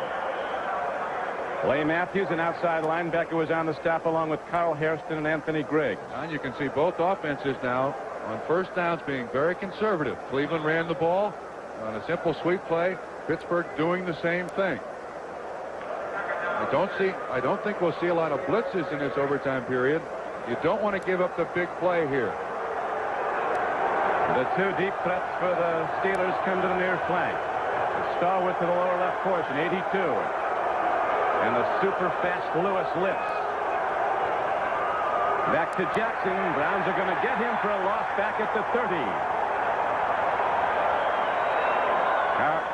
Chip Banks came out and made a stop. We haven't called his number much today. They've been that way. They've done an excellent job of stopping him, keeping him out of the plays, although they've run that way an awful lot. And again, a very conservative call. Now, Ehrenberg in the lineup for Pittsburgh. That could be very well where they're going. To Rich Ehrenberg. We're in overtime. 31-31. Don Criqui with Bob Trumpy at Cleveland Stadium. Cold in Cleveland. Wind not too much of a factor here on the shores of Lake Erie. Malone on 3rd down. Not close. They have to punt the ball back to Cleveland. Browns get a second overtime possession. Rich Ehrenberg was wide open. He was wide open at the 1st down marker, and Malone didn't see him. Chose to throw it to John Stallworth. Trains of 2 of the overtime games at Pittsburgh. Watch Ehrenberg if you can see at the corner of the screen. Pittsburgh runs a little pick. Look, he is right there wide open for a first down. Hunt hit downfield by Newsom, and he really unloaded as the ice cube goes back. Somehow catches it on his fingertips, and he's in trouble. Or is he? Gerald McNeil fighting down the near line, gets out to the 39-yard line. What a run. They had him and lost it, and he ran it back 15 yards. What a catch.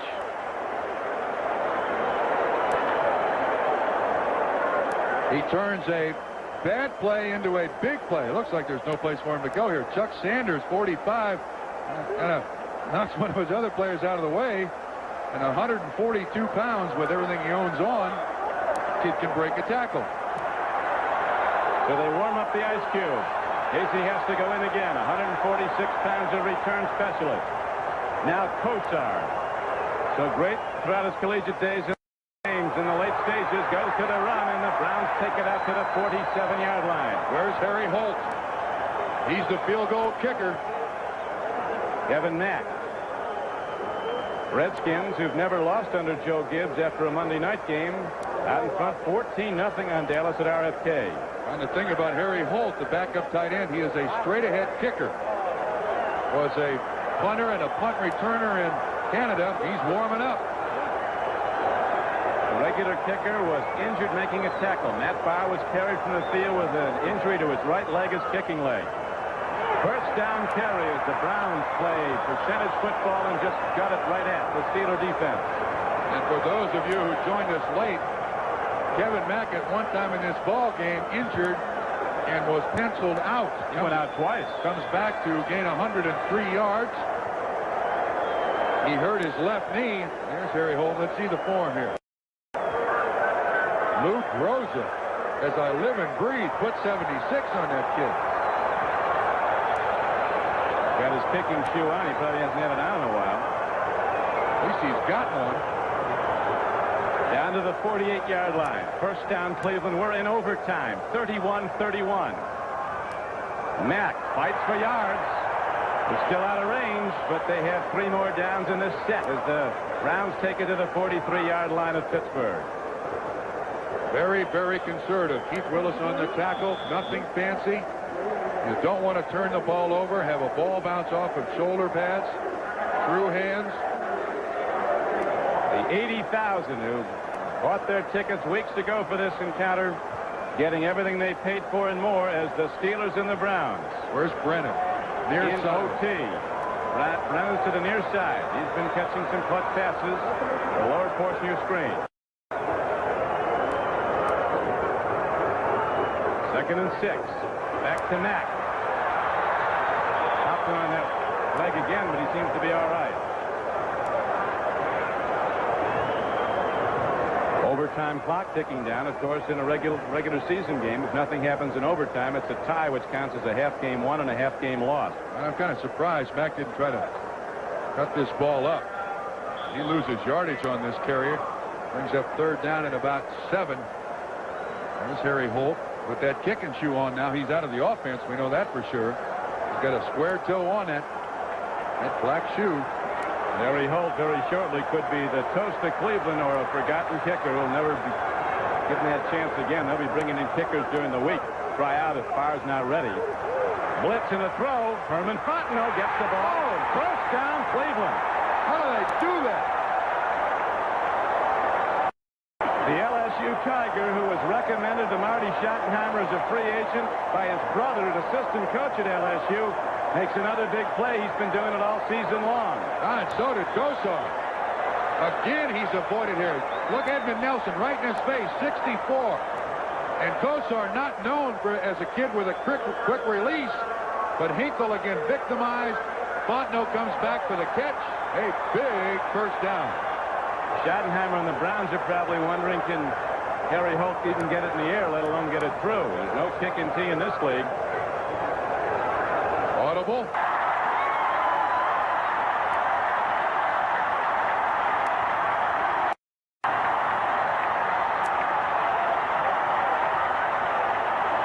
$80,000 in celebration. possession, a 36-yard scoring play in overtime, and the Browns go to 8-4.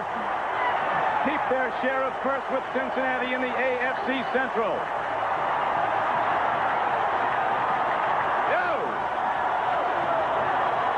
I think they caught the Pittsburgh Steelers thinking.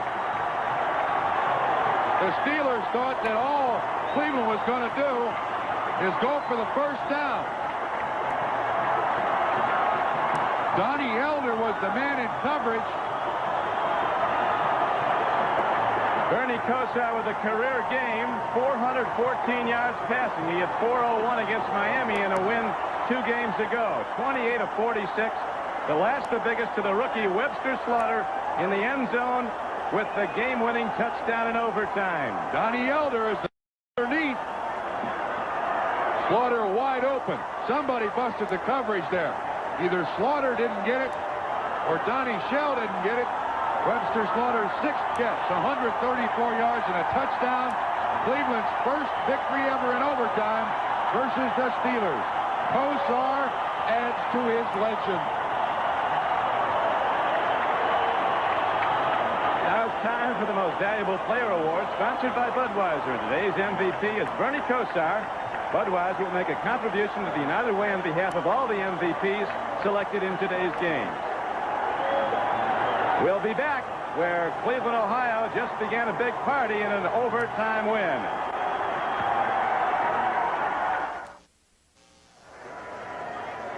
What a day this has been on the North Shore of America. Cleveland, Ohio, on the shores of Lake Erie, where the Browns rally to win in overtime on a spectacular play by back Bernie Kosar to rookie receiver Webster Slaughter.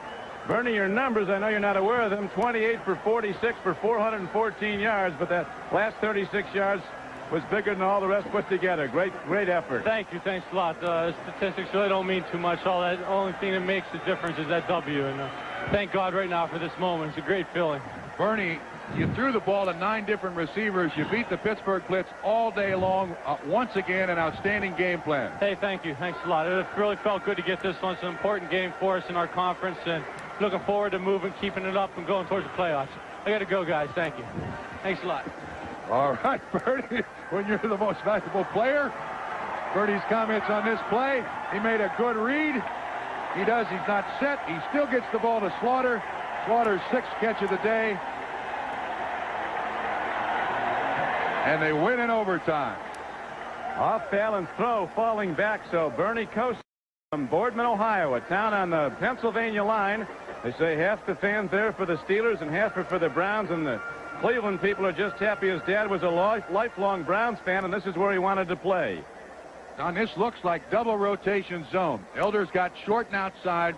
Shell has got deep and outside. It looked like Donnie Shell didn't rotate over, or Donnie Elder didn't get the right coverage because Webster Slaughter was wide open. So Webster's got some of that good stuff after he gets in the end zone with his 2nd NFL touchdown. It's a gamer. It brings the Browns to an 8-4 record. The Cincinnati Bengals held on today to beat the Minnesota Vikings at Riverfront Stadium 24-20. And so through 12 games, the Browns and the Bengals are tied for the AFC Central lead, both at 8-4. And they've got a showdown coming up. It is December 14th. They'll be playing at Cincinnati when this division could be decided. The Pittsburgh Steelers with a great effort, but with the loss, they're out of business as far as the playoffs are concerned this season. Both teams played outstanding football. The Browns have the easier schedule remaining in competition against Cincinnati. If they keep playing the way they did today, a gutty performance by both teams, but Kosar gets it done, off balance, gangly, and in the end zone. So the game is in the books. It's history. It took overtime. The score coming with 8:23 remaining in the 15-minute overtime period. Had no points been put up in the 15 minutes of overtime, it would have been a tie game officially. Bob Trumpy, this is Don Criqui. Glad you could be with us at Cleveland. Now, coming up next, the NFL Budweiser Report after these messages from your local station.